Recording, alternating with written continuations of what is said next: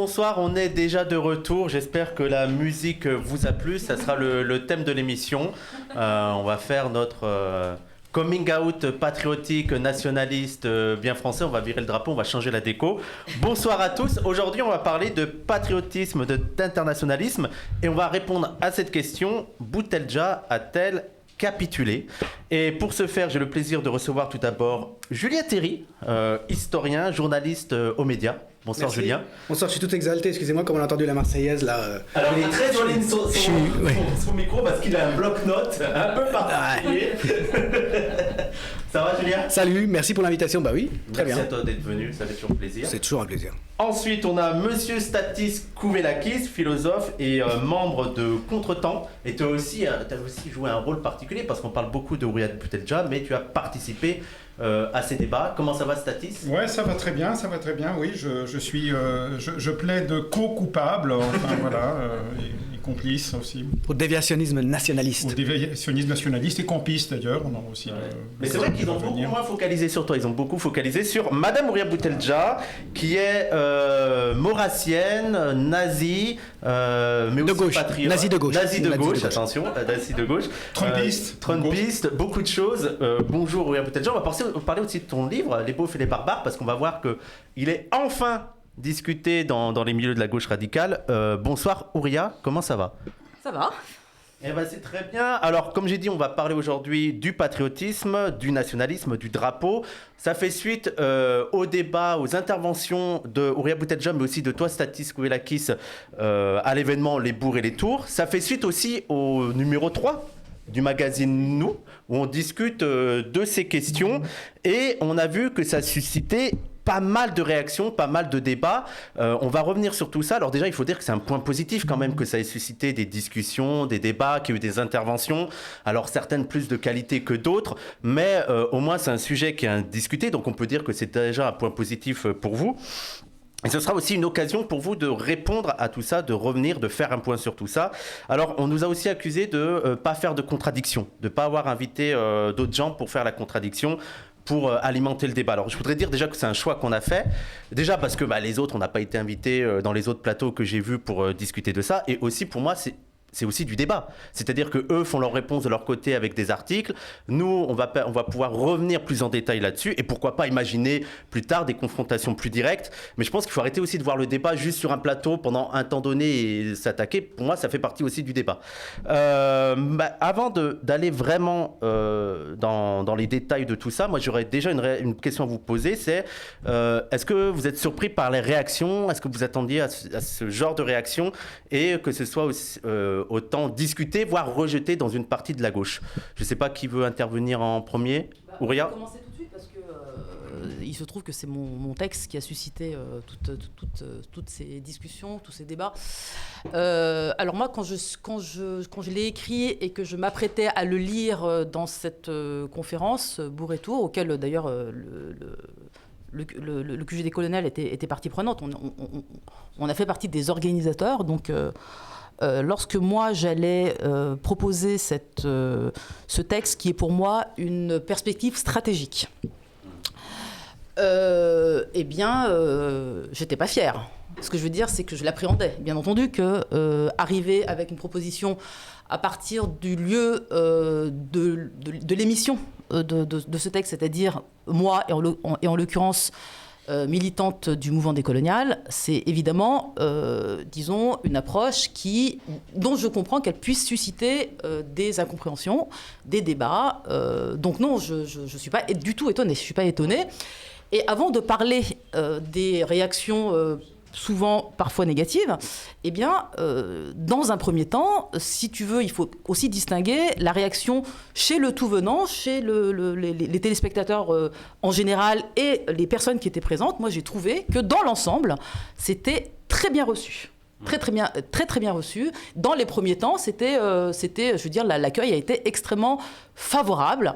Il y a même eu des réactions émues. Moi, j'ai reçu des réactions de personnes qui m'ont remercié, mais avec une certaine dose d'émotion. Et dans un second temps, je dirais, c'est le monde des militants professionnels qui ont répondu. Et là, c'était déjà plus critique. Je voudrais dire de ces critiques, malgré tout, que moi, je suis habituée au cri d'orfraie. À chaque fois qu'on arrive avec une proposition, j'ai le souvenir, par exemple, de l'impérialisme sexuel, par exemple. Cri d'orfraie. Je me souviens du philosémitisme d'État. Cri d'orfraie. Féminisme blanc. Cri d'orfraie. Les masculinités subalternes. Cri d'orfraie. Etc., etc. Bon, j'ai l'habitude, et en général, c'est plutôt ce genre de réaction et stop. Là, il y a eu des réactions, il faut le dire. Par exemple, non pas la première réaction d'Anas Kazib, que j'ai trouvée très paresseuse et assez indigne, parce qu'en fait, il ne lit pas, donc il fait des réactions à l'emporte-pièce. En revanche, la réaction écrite d'un des membres de RP, je me souviens plus de son nom, peu importe, Paul Morao. Là, elle était déjà plus respectueuse, et en tout cas, elle avait la volonté, il y avait une volonté de discuter sérieusement de la proposition. Donc là, je trouve qu'il y avait quelque chose qui était de l'ordre du respect et un vrai débat. Et la réaction des membres de Contretemps, c'est pareil. C'est-à-dire qu'en fait, il y a une proposition qui est faite, elle est discutée, en tout cas dans le cadre du débat intellectuel et politique. Bah, moi, je trouve que c'est déjà pas mal par rapport à la manière dont je suis traitée d'habitude. Donc là, je dirais qu'il y a eu une avancée qualitative. Oui, deux mots simplement. Je crois que Ouria est habitué effectivement à susciter la polémique, on va dire. Hein. Donc on peut dire une de plus. Mais là, il y a une différence qu'il faut bien souligner. C'est que la polémique se déroule dans un champ qui est quand même un peu décalé par rapport à ce qui se passait auparavant avec les prises d'opposition d'Ouria. Cette fois, c'est dans le champ de la gauche radicale. Et je crois que c'est un champ qui a perdu l'habitude des vrais débats contradictoires.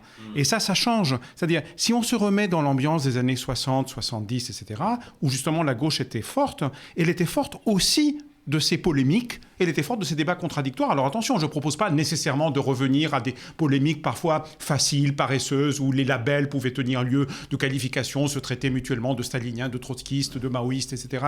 Et bon, parfois ça s'arrêtait là, mais derrière, il y avait des vrais enjeux, il y avait des vraies polémiques, et pour moi, c'est un signe de vitalité. Et je crois que ne serait-ce que la circulation du texte de Ouria, je vais juste mentionner un indice. Hein, sur le compte Twitter X de Contretemps, le texte de Ouria a fait 85 000 vues. Je suis remonté à il y a plusieurs mois, quasiment un an. En général, nos textes, c'est entre 500 et 1500, hein, le tarif. Oui, oui, oui. Hein. Donc là, on est à 85 000. Le mien, il a fait 49 000. C'est moins, mais c'est quand même beaucoup plus que mais c'est quand même beaucoup plus que la moyenne. Donc, si ça circule, ça veut dire que ça suscite de l'intérêt. Ce n'est pas accueilli avec indifférence. Ce n'est pas le flop que font habituellement les propositions nouvelles, qui sont accueillies par une forme d'indifférence polie, hein, parce que finalement, c'est ça hein, qui a... Et ça, c'est un aveu de faiblesse. Donc, je crois que tout ça fait du bien. C'est un signe de santé pour moi. Julien, une réaction par rapport aux réactions? Mais je pense que si ça suscite de l'intérêt, si ça suscite de la discussion, c'est parce que ça va là où ça fait mal. Même si ça ne fait pas nécessairement mal, en tout cas, ça va là où les choses se jouent. Et ça y va nécessairement, parce que ce n'est pas possible autrement, et tu le dis d'ailleurs dans ton texte, Ouria, en prenant des risques. Parce que tu vas faire rejouer une très vieille question. Mais tu vas relancer aussi, et là je rejoins ce que disait Statis, des débats qui ont une tradition derrière eux. Henri Lefebvre et tant d'autres. Hein. Qu'est-ce qu'on fait de la question nationale pour un mouvement de gauche hein. Est-ce qu'on peut s'en passer On a en tête toute l'histoire, évidemment, des instrumentalisations du nationalisme lui-même, mais c'est peut-être pas justement une fatalité historiquement, en tout cas, essentiellement servi à la domination, en tout cas depuis très longtemps, à passer outre au conflit de classe, à faire une unité transcendante, puisque donc la question c'est aussi de nous trouver une transcendance, faire une unité transcendante dans l'intérêt de gens qui n'étaient pas justement ni les prolétaires ni les racisés, donc il y a tout ce passé de la nation, mais d'un autre côté, peut-on faire sans une transcendance en politique? Peut-on oublier aussi qu'historiquement, la nation, avant les nationalismes, c'est le premier moteur de l'émancipation moderne hein. Je veux dire, on sort des anciens régimes et les peuples deviennent des peuples au sens où ils prennent possession d'eux-mêmes et ils deviennent des acteurs politiques libres sous la forme de la nation. Je vais faire peut-être un petit peu d'histoire, mais la nation, c'est ceux qui sont tous nés de la même portée. Natio, ça vient de naître, naquiscor en latin, natus sum, je suis né. La nation, c'est la même portée, c'est comme des chiots, quoi. Donc c'est une notion antique. Ça renvoie à des peuples, et cette fois-ci, il y a une notion ethno-culturelle. Les différentes nations, les invasions barbares, c'est des nations, diverses nations barbares qui sont unies par la langue. Souvent, elles sont séparées en tribus, mais elles ont une forme d'unité culturelle. Et puis, c'est devenu complètement autre chose, les nations, avec la Révolution française et avec le 19e siècle. C'est le moyen qu'ont trouvé les Lumières pour fonder une légitimité politique qui ne vienne pas de la transcendance du ciel, qui ne vienne pas de Dieu, avec le clergé qui fait les rois, et c'est en ce nom-là, au nom de Dieu, que les rois ont une autorité. C'est une légitimité qui vient d'en bas et qui vient de la population. Ça permet de créer un peuple. Et c'est grâce à la nation, notion fondamentalement de gauche sous la Révolution française, donc aux origines de la modernité, c'est grâce à la nation qu'à un moment donné, les gens des États généraux, donc qui sont censés représenter le pays par ordre, disent, ceux du tiers-État, nous sommes ici par la volonté du peuple et nous ne sortirons que par la force des baïonnettes. Nous sommes dépositaires de l'agentivité politique. Donc, on en revient là avec cette question de la nation. Comme je disais, c'est une vieille question. Tu la reposes et tu la reposes dans des termes qui, évidemment, vont contribuer à agiter tout le monde parce qu'on ne peut pas te soupçonner, pour toutes sortes de raisons, justement, d'être une nationaliste. Voilà, donc à mon sens, c'est ce qui explique que très légitimement, cette proposition que tu fais là, une nouvelle France, qu'est-ce qu'on peut faire de la France? Est-ce que ce ne serait pas ça, finalement, la transcendance qui pourrait nous remettre dans le mouvement de l'histoire et exprimer des désirs qui sont aussi forts et aussi porteurs que ceux de l'extrême droite?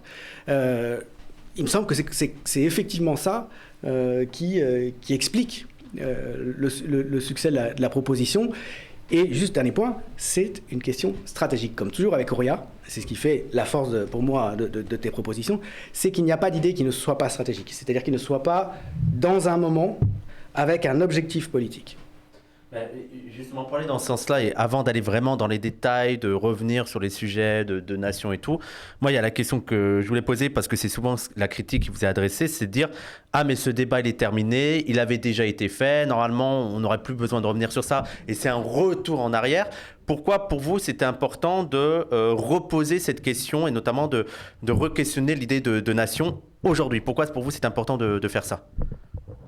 Je crois qu'il faut commencer par rappeler dans quel contexte aussi bien l'intervention de Ouria que la mienne ont été faites. Ce contexte, c'est les journées qui se sont tenues à Pantin sous la thématique l'alliance des bourgs et des tours, chiche. Point d'exclamation. Alors, je rappelle quand même l'idée directrice de ces journées, qui était de reprendre une formule qui a été popularisée par Ruffin, mais pour la retourner contre Ruffin, justement.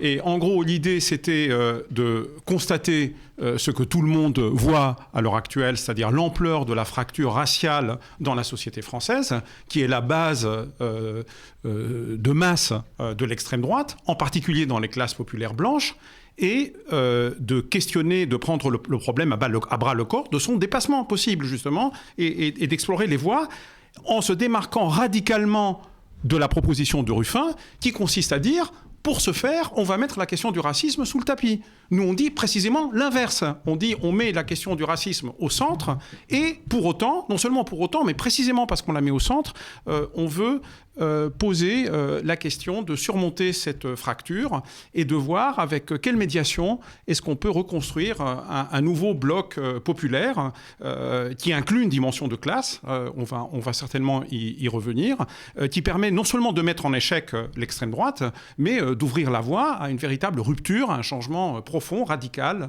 anticapitaliste dans la société française.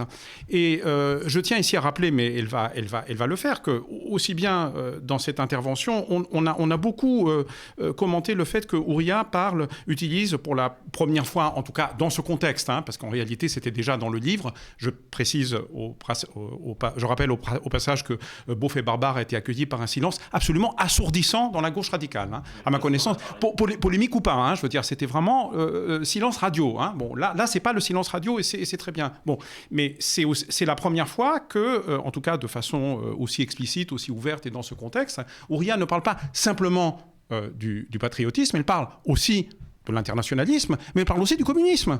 Moi, je n'ai peut-être pas suivi la totalité de sa trajectoire, mais personnellement, c'est la première fois où j'ai entendu Ouria se réclamer explicitement du communisme. Je remarque que c'est une partie qui n'est absolument pas commentée dans son... alors que ça... Voilà. Bon, donc, oui, voilà.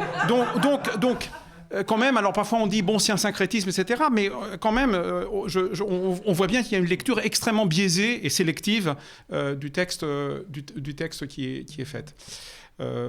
Voilà donc ce que je voulais rappeler comme ça pour commencer.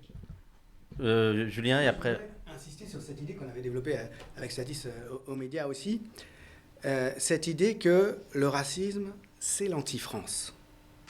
La nation, elle représente une ressource politique possible dans ce sens-là aussi. Historiquement, les critères de définition d'une nation permettent d'en faire une machine de guerre, une machine de mobilisation stratégique contre le racisme. Et contre les inégalités sociales aussi, d'ailleurs. Et c'est ça qui me paraît être le plus important dans cette logique-là. Oui, un mot encore, en fait, parce que c'est ce que je voulais dire auparavant. Tu as dit, Wissam, que on considère que le débat est terminé. Mais moi, je dirais qu'il ne fait que commencer pour une raison très simple. C'est qu'il a en réalité une très longue histoire à l'intérieur même du mouvement ouvrier et de la pensée marxiste, dont je me réclame. Bon, chacun vient ici avec son propre parcours. Ouria vient d'une pensée décoloniale, d'auteurs dont en tout cas certains, non seulement je les ai lus, mais ils font partie de mes références fondamentales. Fanon, pour ne citer que lui, par exemple.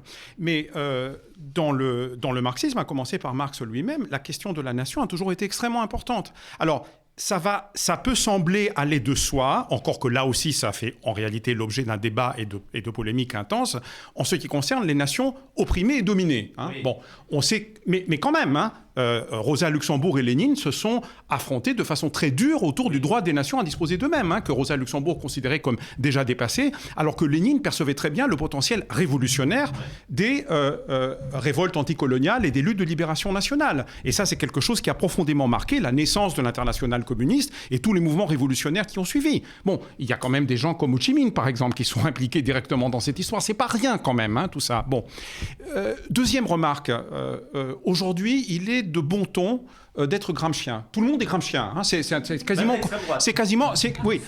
consensuel. Mais à gauche, personne plus personne n'oserait se dire anti-gramscien. Là aussi, c'est devenu quasiment consensuel. Bon. Et tout le monde se réclame à gauche de l'hégémonie. C'est construire l'hégémonie pour faire un discours hégémonique ou contre-hégémonique, etc. Pourtant, quand on en vient à la proposition centrale de Gramsci, qui est que l'hégémonie se construit dans un cadre national populaire, et on va peut-être revenir justement à ce que Gramsci entend par le cadre national populaire, là, soudain, il n'y a plus personne. Comme si Gramsci, qui meurt en fait dans les prisons fascistes, et qui est le penseur marxiste et le dirigeant communiste que l'on sait, qui a assisté lui-même au congrès de l'Internationale communiste, comme si il pouvait être comme ça facilement taxé de nationalisme. Et dernière chose, juste pour conclure, juste parce que tu as fait référence, Julien, à Henri Lefebvre. Il y a un ouvrage très important de Henri Lefebvre, je ne sais pas, il a été réédité chez Kinzik, qui s'appelle « Le nationalisme contre les nations ». Et c'est un livre ancien de 1937 qui a été fait dans le contexte du Front populaire. Henri Lefebvre était membre du Parti communiste à l'époque, mais sa manière de traiter la question est beaucoup plus subtile que que le discours officiel. Et on sait très bien que Henri Lefebvre, même quand il était membre du Parti communiste, avait une pensée indépendante, non dogmatique.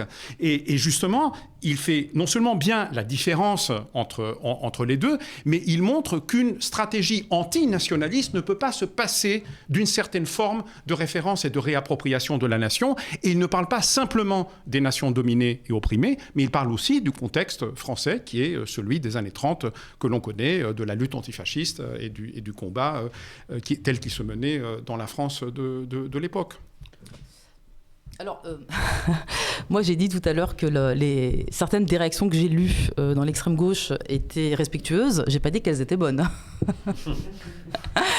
Et donc là, ce qui m'a amusée en fait, donc déjà d'une part, c'est ce que tu viens de soulever, à savoir qu'il y a une grande partie de mes interventions, que ce soit dans Beauf et Barbare, et dans celle-ci, qui reprend justement cette thèse de Gramsci. Et en fait, les critiques passent par-dessus ça. C'est-à-dire qu'en fait, on me reproche un certain nombre de choses, mais ils enjambent complètement la proposition de Gramsci comme si elle n'existait pas. Ce qui est quand même central dans la proposition. Donc il y a une référence à leur propre pensée politique, et là, ils n'en font rien. Et comme tu le rappelles. Ils me font l'effet de récitants. Ils ont appris, ils connaissent leurs leçons, ils connaissent leurs fondamentaux. Et la plupart des fondamentaux, il n'y a aucun de nous trois qui est contre en fait la définition et les critiques qui sont faites de l'État-nation, du nationalisme. D'autant plus que nous-mêmes, en tant qu'indigènes de la République, on vient précisément de cette histoire de la critique du nationalisme à partir justement de notre point de vue de coloniser. C'est pas à nous, aujourd'hui, à qui il faut rappeler, par exemple, la différence entre nationalisme des pays dominants et nationalisme des pays dominés. Oui. Là, RP, par exemple, nous fait la leçon là-dessus, par exemple. Oui, c'est complètement invraisemblable. Et ils en sont presque à dire, finalement, le pire, c'était mieux avant. Mais où ils nous parlaient pas. Mais justement, mais c'est ça qui est extraordinaire, c'est que tout le temps où précisément on avait un discours dur contre l'État-nation français, et c'est d'ailleurs par là qu'on a attaqué Alain Soral quand même, parce qu'on a passé des années à attaquer Alain Soral, qui faisait justement, qui mélangeait et qui laissait penser que puisque les pays du Sud ont le droit à leur nationalisme, eh bien la France également.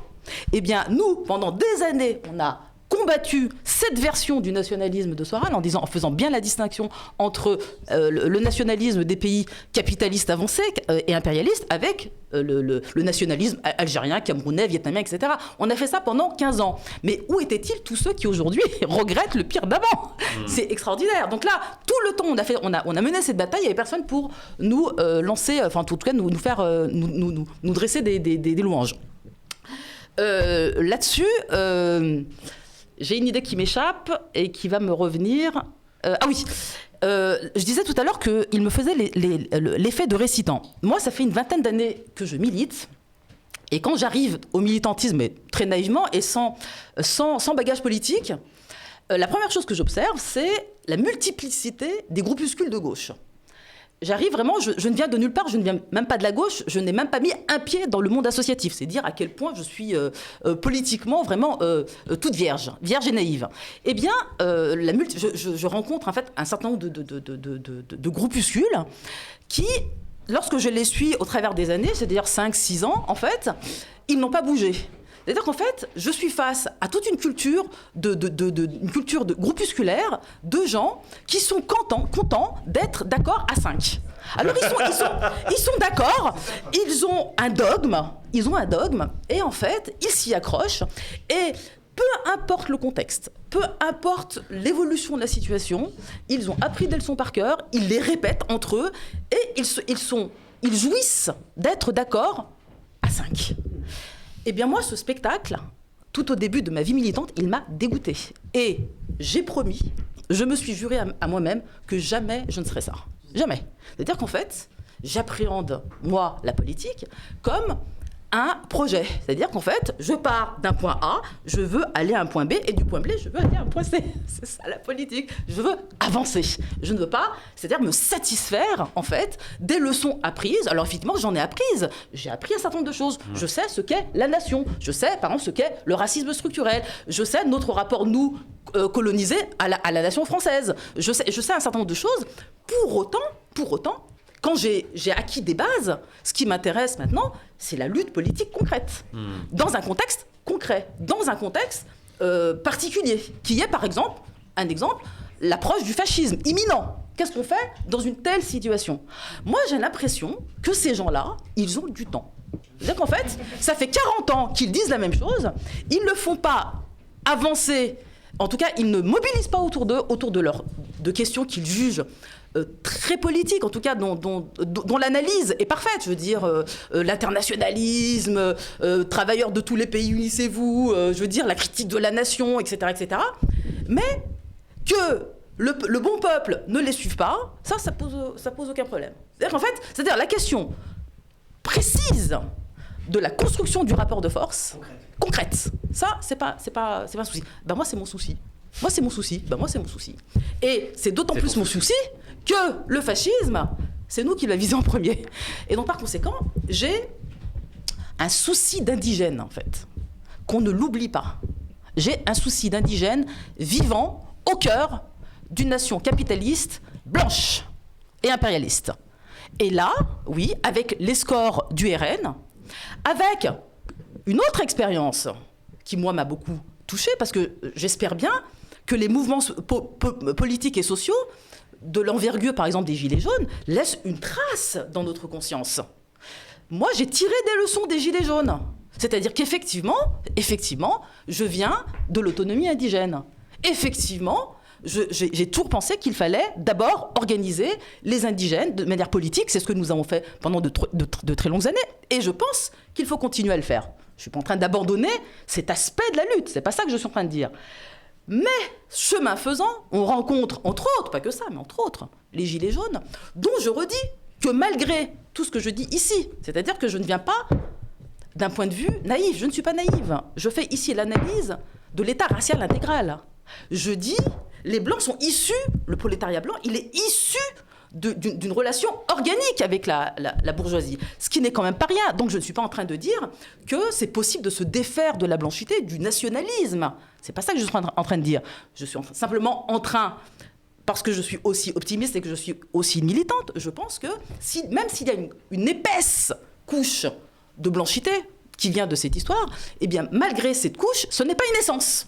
Ça n'est pas une essence. Et il se trouve qu'effectivement, ce qu'ont donné à voir les Gilets jaunes, c'est malgré cette épaisseur de blanchité, et qui est, elle, fondée sur un rapport matériel. Hein. La blanchité, c'est quelque chose de matériel. C'est un rapport social, c'est un rapport de pouvoir, c'est fondé sur une matérialité historique et politique. Même si elle est épaisse, elle est transformable. Et surtout, on l'a vu sur le terrain, malgré des affects racistes, malgré ça, c'est pas ça qui a dominé. Bon, alors moi je sais pas, quand on est une militante politique, quand on a la stratégie chevillée au corps, pour moi, il y a une opportunité historique ici qu'il faut saisir. Point, ça s'arrête là. Ça s'arrête là. J'ai pas d'autre. Et il se trouve que ce peuple que moi je connais, je veux dire, je suis française aussi, je veux dire, je suis pas en extériorité. Eh bien, que ces gens que je rencontre sur le terrain politique, qui ne sont pas à un moment précis, peut-être pas tout le temps, mais à un moment précis, pas dominés par le racisme, hein, eh bien, ce serait extrêmement bête de ne pas saisir l'opportunité. Ici, à ce moment-là. C'est ça que je dis. Et donc, puisqu'ils nous ont fait cette démonstration, et je trouve ce moment passionnant, et je pense que les élites l'ont compris, ils ont compris le déficit de racisme à ce moment-là, chez cette population-là, eh bien, mon travail et la proposition de patriotisme internationaliste, elle consiste, je le dis de manière très ramassée, et pour conclure, et je conclus, elle consiste dans un laps de temps qui est court, et je rappelle qu'on n'a pas 50 ans devant nous. On n'a pas 50 ans. Là, il y a peut-être une guerre mondiale qui peut être déclenchée du jour au lendemain. Et surtout, il y a la proposition fasciste qui est faite au peuple blanc. Eh bien, dans le laps de temps qui est imparti, on n'a pas le temps de les transformer complètement et d'en faire des marxistes-léninistes, le peuple blanc. On n'a pas le temps. On n'a pas le temps. Donc, avec les affects qui sont les leurs tels qu'ils sont, et connaissant l'histoire que tu viens de raconter sur la nation, sur l'autre dimension de l'autre France, eh bien, pourquoi ne pas tirer les fils de l'existant plutôt que d'inventer quelque chose ? On n'a pas que ça à foutre, en fait. Julien ? Mais ils en ont tellement conscience. de ce danger qu'ils ont entrevu avec les Gilets jaunes que tu évoquais, que depuis, plus que jamais, ils attisent le racisme par tous les moyens. C'est là qu'il faut trouver l'explication de l'arrivée au pouvoir, par exemple, de quelqu'un comme Retailleau, qui est exceptionnel au sens où, même s'il y a eu plein de ministres de l'Intérieur fascisants avant lui, il est le premier à tenir des discours aussi violemment, aussi délirants, aussi violemment racistes. Je rappelle ces propos qui l'auraient mis hors jeu de la politique définitivement, et il y a encore 15-20 ans, il est au centre de l'État. Maintenant, dès qu'il a été question de Gramsci tout à l'heure, j'ai pensé aux Gilets jaunes, avant qu'on y vienne. Parce qu'à cette époque-là, quand on réfléchissait à la façon dont aussi bien la gauche radicale, la majorité de la gauche radicale, que la gauche de gouvernement, les progressistes, Bontin, prenaient les Gilets jaunes, on voyait tout de suite le rire de Gramsci, on entendait tout de suite le rire de Gramsci, qui a dit, j'ai plus en tête la citation exacte, les intellectuels bourgeois ne consentiront à reconnaître qu'une révolution est en cours que quand elle se présentera parfaitement conforme à leurs attentes idéales. Et il continue en disant, mais ça n'arrivera évidemment jamais. Et ce ne sont absolument pas des révolutionnaires. Cette question que tu pointes bien quand tu dis tout le monde parle de Gramsci à gauche. J'ai un doute. C'est Gramsci. Je crois que c'est Lénine.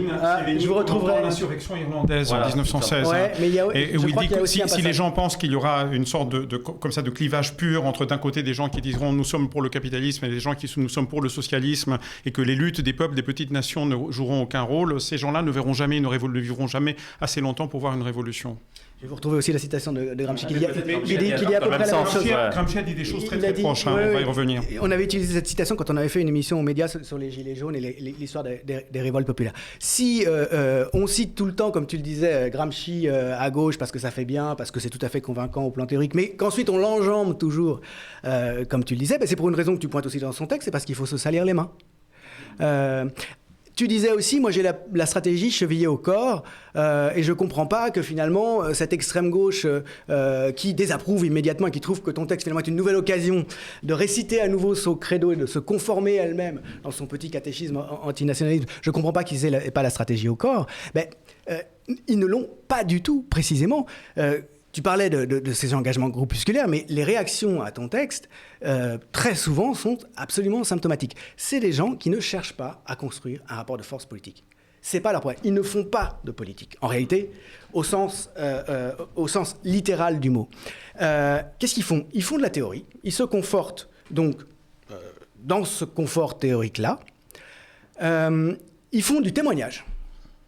Ce qui n'est pas de la politique, ils font de l'apostolat. Ils auront maintenu jusqu'au bout, y compris quand le fascisme va venir. Ils auront eu raison, même quand le fascisme sera arrivé. Ils auront eu raison.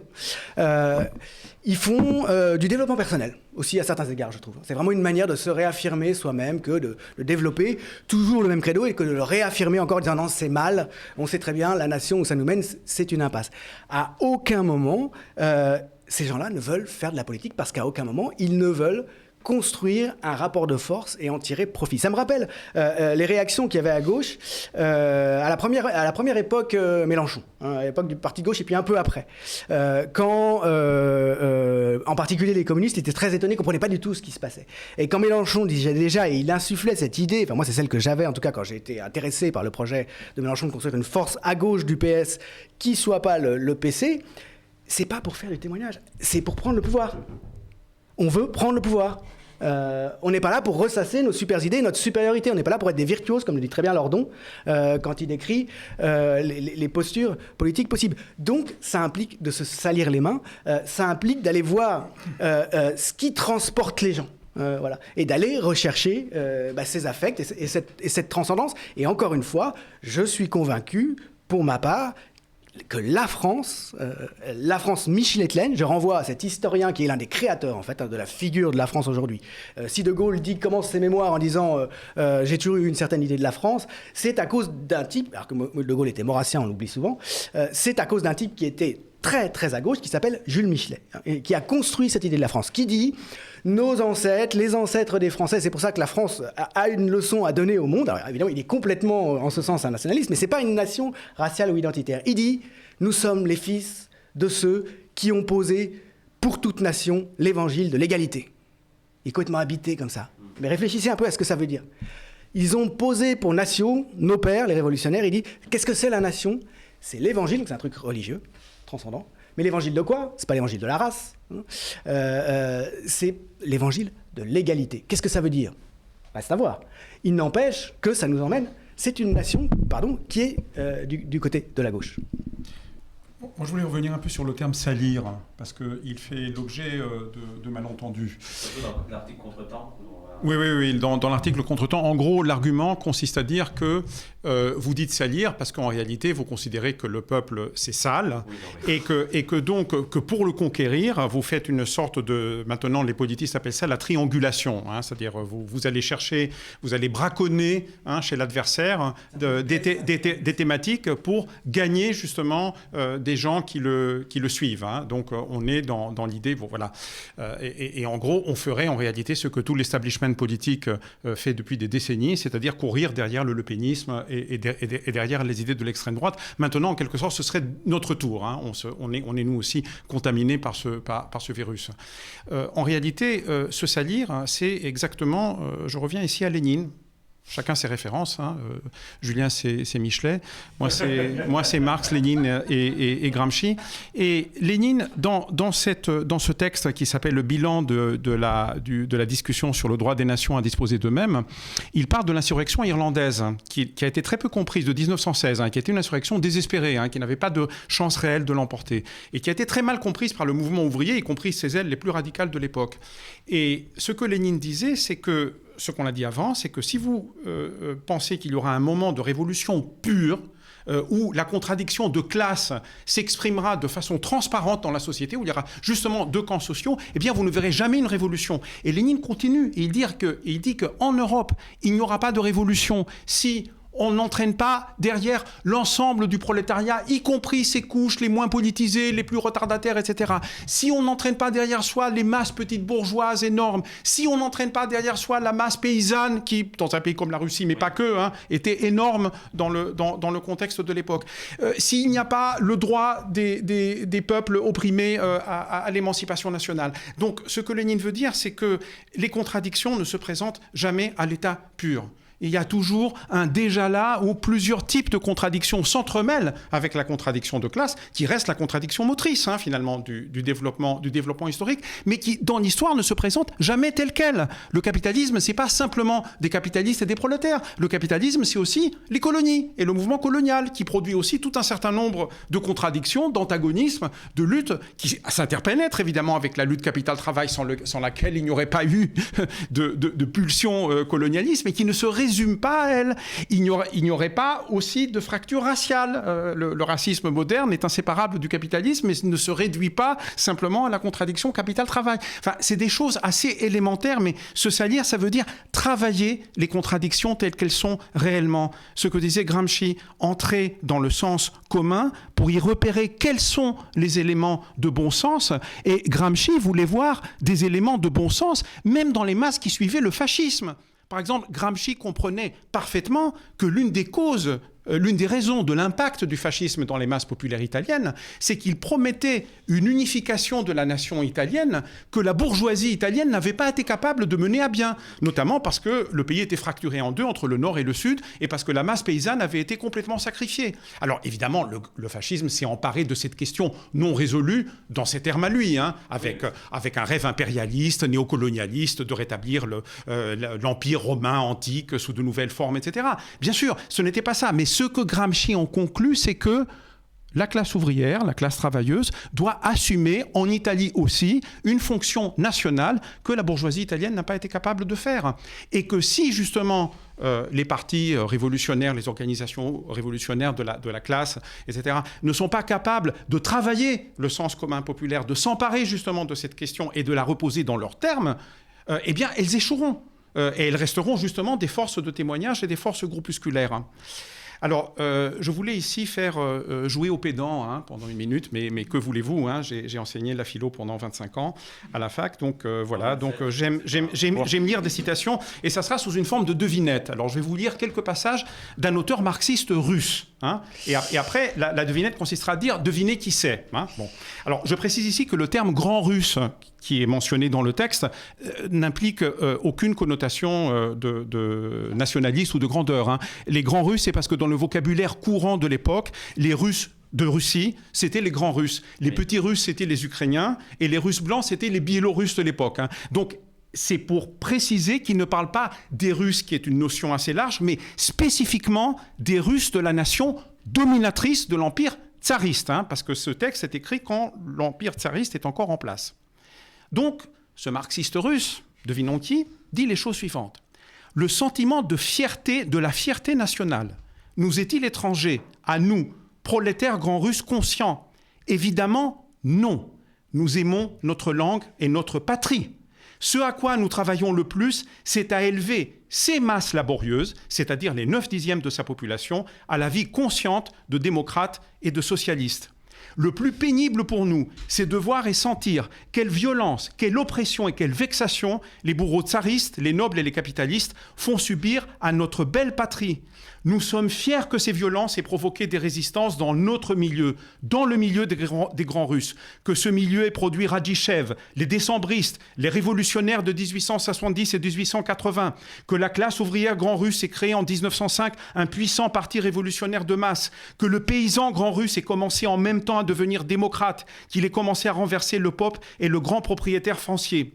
Nous nous souvenons qu'il y a un demi-siècle, le démocrate grand russe Tchernychevski, qui consacra sa vie à la cause révolutionnaire, avait dit « Nation misérable, nation d'esclaves, de haut en bas, tous sont esclaves. » Déclarés ou masqués, les esclaves grands russes n'aiment pas à évoquer ces paroles. Or, selon nous, c'étaient des paroles d'amour véritable pour la patrie, d'un amour qui déplore l'absence d'esprit révolutionnaire dans les masses de la population grand russe. Cet esprit révolutionnaire n'existait pas alors. Aujourd'hui, il n'est pas encore grand, mais il existe. Nous sommes tous pénétrés d'un sentiment de fierté nationale. La nation grand russe a créé, elle aussi, une classe révolutionnaire, elle aussi, soulignée, a prouvé qu'elle est capable de fournir à l'humanité de grands exemples de lutte pour la liberté et le socialisme.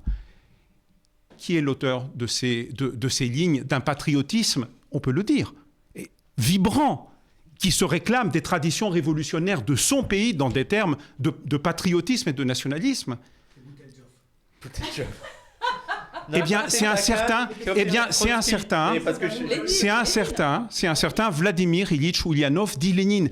Et non seulement ce sont des lignes de Lénine, ce sont des lignes de Lénine d'un texte qui s'appelle de la fierté nationale, des grands Russes, qui date quand? De décembre 1914, c'est-à-dire quelques mois après le début de la grande boucherie impérialiste de 1914. Et nous savons tous que, bien entendu, Lénine était parmi ceux qui se sont opposés vigoureusement, catégoriquement, à la boucherie impérialiste, qu'il a rompu avec tous les dirigeants du mouvement ouvrier qui appelaient leur peuple au nom du patriotisme, justement, parce que c'est à ce moment-là, en réalité, que le patriotisme s'impose comme un outil entre les mains des classes dominantes pour conduire à la boucherie ou à l'abattoir leur peuple. Il s'oppose justement à ça avec Rosa Luxembourg, mais contrairement à Rosa Luxembourg, il défend non seulement le droit des nations opprimées à engager leur lutte de libération nationale, non seulement la contribution décisive de ces luttes de libération nationale à la victoire de la Révolution à l'échelle internationale, mais le droit, le devoir même des prolétaires de la nation dominatrice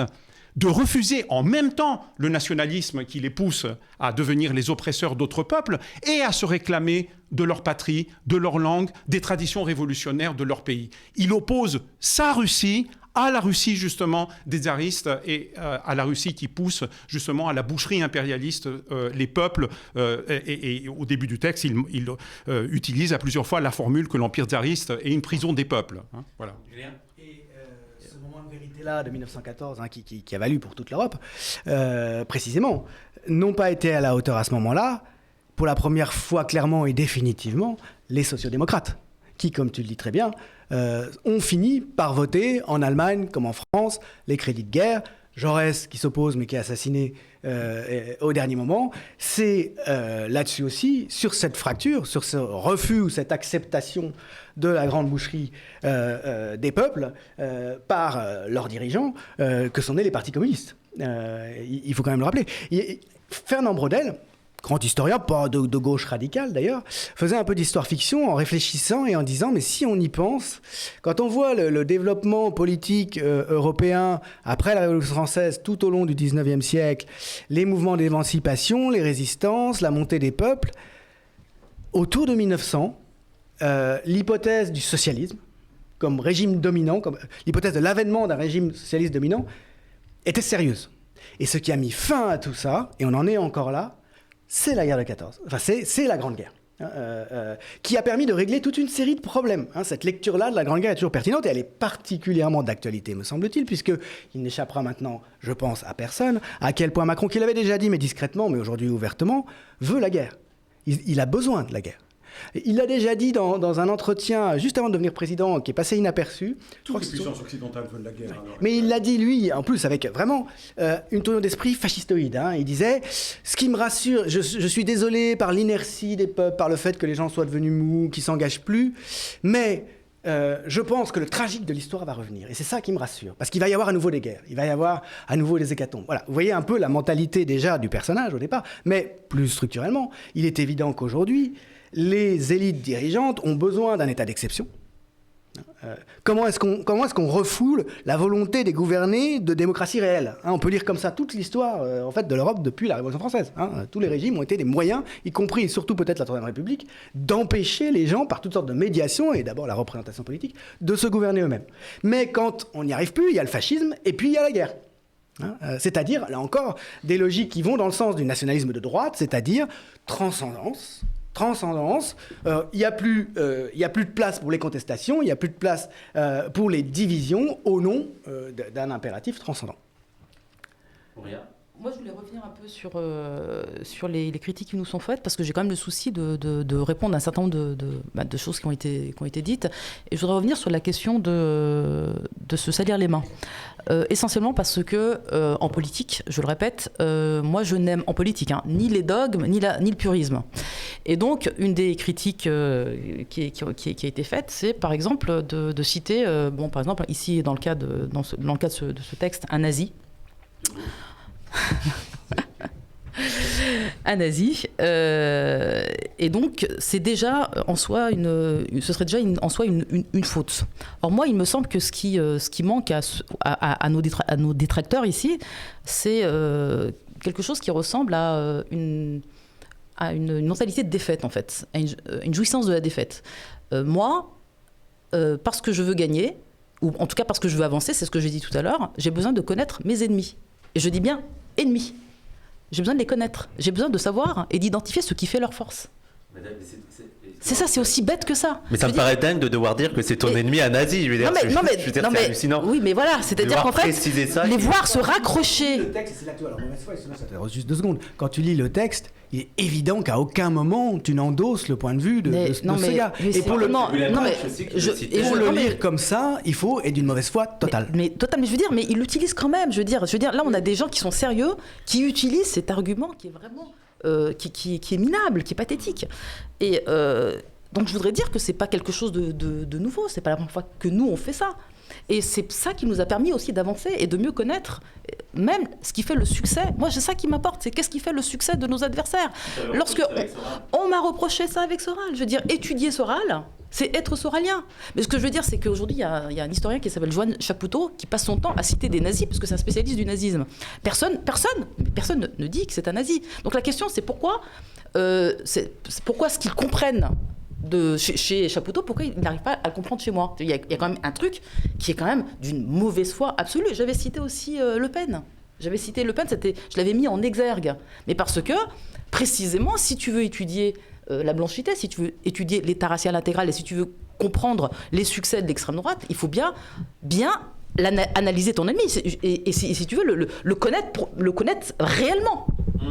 Connaître ses atouts, donc en faire le tour, voilà. Et donc ça c'est par exemple, c'est tellement ridicule. Bon, je veux le redire ici parce qu'il y a des gens de bonne foi, tu vois. Donc c'est important de redire ici le recours stratégique qu'on a à cette question. C'est pas pour se faire plaisir, et c'est même pas ce qui est pour moi un espèce d'enfantillage qui consisterait à dire que nous on fait de la provocation. Là aussi on n'a pas que ça à foutre. On ne fait pas de la provocation.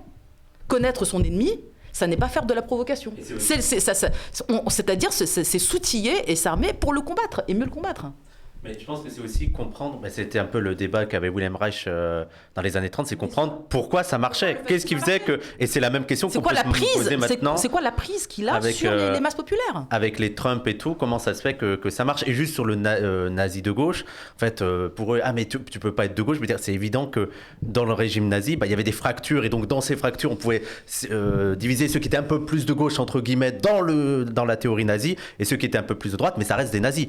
Comme pour les anti-bolcheviques, il y a des bolcheviques de droite et des bolcheviques de gauche, mais pour les gens, ça reste des bolcheviques. Oui. Tout simplement, quoi. L'ensemble des analyses marxistes sérieuses du nazisme ont parfaitement compris que l'idéologie nazie était contradictoire et qu'elle intégrait des éléments, des symboles, des techniques d'organisation qui venaient du mouvement ouvrier, qui venaient de la gauche, qui venaient du mouvement révolutionnaire, et que sans cela, elle ne serait jamais devenue une idéologie de masse, justement, avec un véritable impact de masse. Le succès, justement, de ces idéologies réside dans ça, à travailler, justement, mais en le tirant, évidemment, vers une direction qui est complètement opposée aux intérêts des classes dominées, mais d'éléments qui peuvent leur parler, qui leur parlent, qui d'une certaine façon, leur appartiennent. Je veux dire, c'est une banalité de dire que le sentiment national, et par excellence, et le type d'affect qu'il produit, est un sentiment ambivalent. C'est-à-dire qu'il peut être utilisé dans les deux sens. Mais ça veut dire que la nation est un terrain contesté, tout simplement. Et que les forces qui aspirent à diriger la société, c'est-à-dire à être hégémoniques, ne peuvent pas ne pas se battre sur ce terrain-là. Et là encore, je suis désolé, c'est une déformation professionnelle, mais je m'adresse quand même à des camarades, à des militants, à des militantes qui, comme moi, viennent de la gauche radicale, viennent de la gauche anticapitaliste. Et je leur dis une chose très simple. Je leur dis, lisez le manifeste du Parti communiste et lisez la phrase, le paragraphe qui commence par la phrase très connue, « Les prolétaires n'ont pas de patrie ». OK ? Bon, très bien. On ne peut pas leur prendre ce qu'ils n'ont pas. D'ailleurs, je précise, on sent tout de suite que c'est un manque là, que d'une certaine façon, Marx pointe.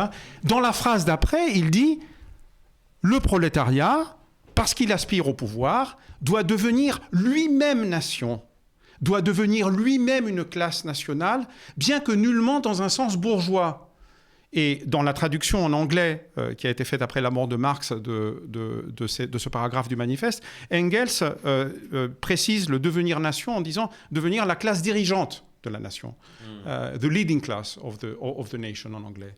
Et dans un autre passage du manifeste, Marx dit, bien que nullement dans son contenu, dans sa forme, la lutte de classe du prolétariat est une lutte nationale. Alors, si la lutte de classe du prolétariat dans sa forme est une lutte nationale, et Marx et Engels précisent, le prolétariat doit en finir d'abord avec sa propre bourgeoisie. On n'attend pas que la révolution éclate simultanément dans tous les pays du monde. D'abord, on attaque notre propre bourgeoisie, d'accord ? Et pour ce faire, on doit devenir nous-mêmes nation, classe dirigeante de la nation. Notre lutte a une forme nationale. Qui dit forme nationale dit aussi une forme politique. Ça veut dire tout simplement que les organisations aussi politiques du mouvement ouvrier sont des organisations nationales, même si par la suite elles construisent des réseaux de solidarité internationale. Et c'était bien entendu le but également de Marx. Le manifeste se conclut par « Prolétaires de tous les pays, unissez-vous ». Mais pour s'unir, attaquez d'abord votre propre bourgeoisie, organisez-vous dans une classe nationale, devenez vous-même nation. Et Marx considérait que la tâche immédiate des révolutionnaires allemands et des communistes allemands était l'unification de l'Allemagne, qui était fragmentée en 36 États, villes, principautés et compagnie. Et ils se sont fait les champions d'une unité allemande, et même de l'unité de la Grande Allemagne, c'est-à-dire qui incluait l'Autriche et la partie germanophone de l'Empire austro-hongrois de l'époque. Donc ça veut dire que la nation, c'est aussi un terrain tout à fait matériel dans lequel se déroule la lutte de classe.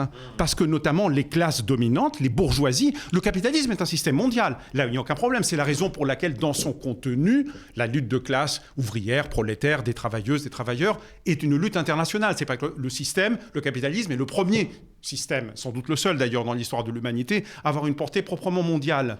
Mais dans sa forme, dans la manière dont se constituent les classes, c'est sur une base nationale. Les bourgeoisies sont des bourgeoisies nationales. Leurs États sont des États nationaux. Et la nation, elle exprime ce que Julien dit depuis le début, c'est-à-dire le moment où, historiquement, les masses populaires, dans le mouvement des révolutions démocratiques bourgeoises, et la Révolution française en est évidemment le prototype, ont inscrit leur présence comme un acteur décisif du processus historique et se sont vus reconnaître comme tels. Marx et Engels disent dans le manifeste, c'est la bourgeoisie qui a donné, en entraînant justement les masses populaires derrière elle a fourni leur éducation politique, c'est-à-dire pas la bourgeoisie en tant que classe, c'est ce moment-là qui a permis aux masses populaires de faire leur apprentissage politique. C'est la raison pour laquelle la nation porte la marque indélébile de cette présence active des masses.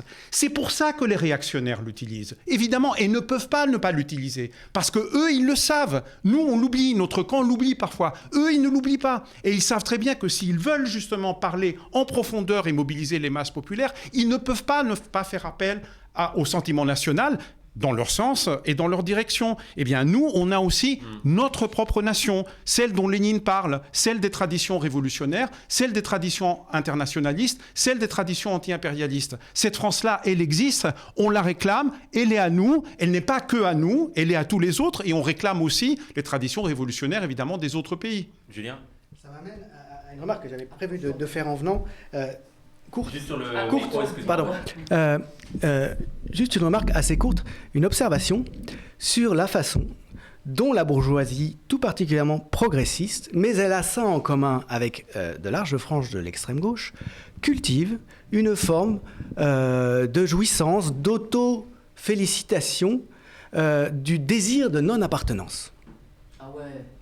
Ça, c'est quelque chose, je ne sais pas si vous avez remarqué, mais si on veut être quelqu'un de bien, si on ne veut pas être vulgaire, si on est cultivé, on méprise tous les sentiments nationaux. Et toutes les appartenances. On est ouvert à tout le monde, c'est pour ça qu'on est européen d'ailleurs.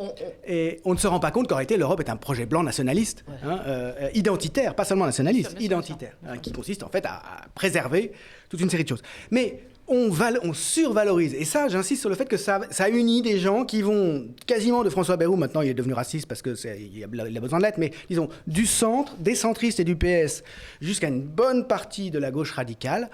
On est très fiers de désirer la non-appartenance. On veut n'appartenir à rien, c'est ça qui est beau, c'est ça qui prouve qu'on est développé et progressiste.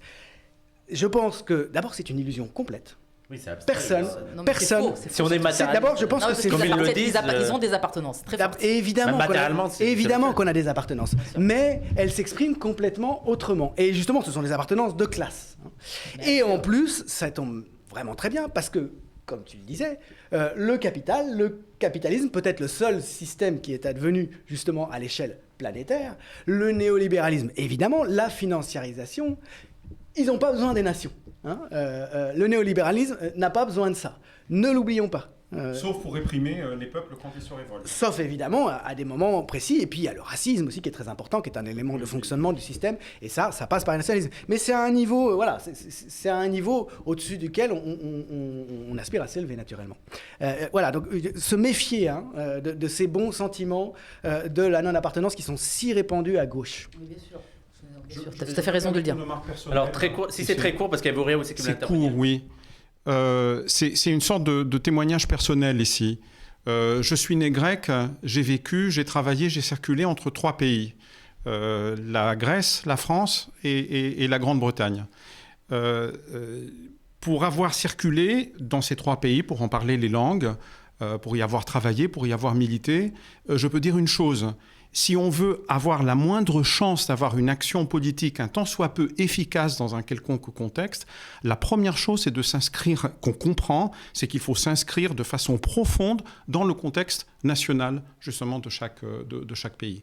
Quand j'ai décidé de me réinvestir de façon militante en Grèce dans les années 2010, pendant la crise grecque, il a fallu faire un cours de rattrapage intensif de tout ce que j'avais loupé pendant les années où j'étais hors du pays. Il a fallu me réhelléniser d'une certaine façon en profondeur pour pouvoir jouer un rôle, parce que c'est le seul moment de ma vie où d'ailleurs j'ai assumé des responsabilités politiques au niveau national parce que je faisais partie de la direction de Syriza. Mais c'est pas ça le problème. Le problème, c'est que pour avoir une véritable action militante et politique, il faut connaître le contexte politique. Et ça prend beaucoup de temps pour le connaître, ça demande beaucoup d'efforts et ça demande aussi un certain état d'esprit et aussi un certain type d'affect. Pas que, mais aussi.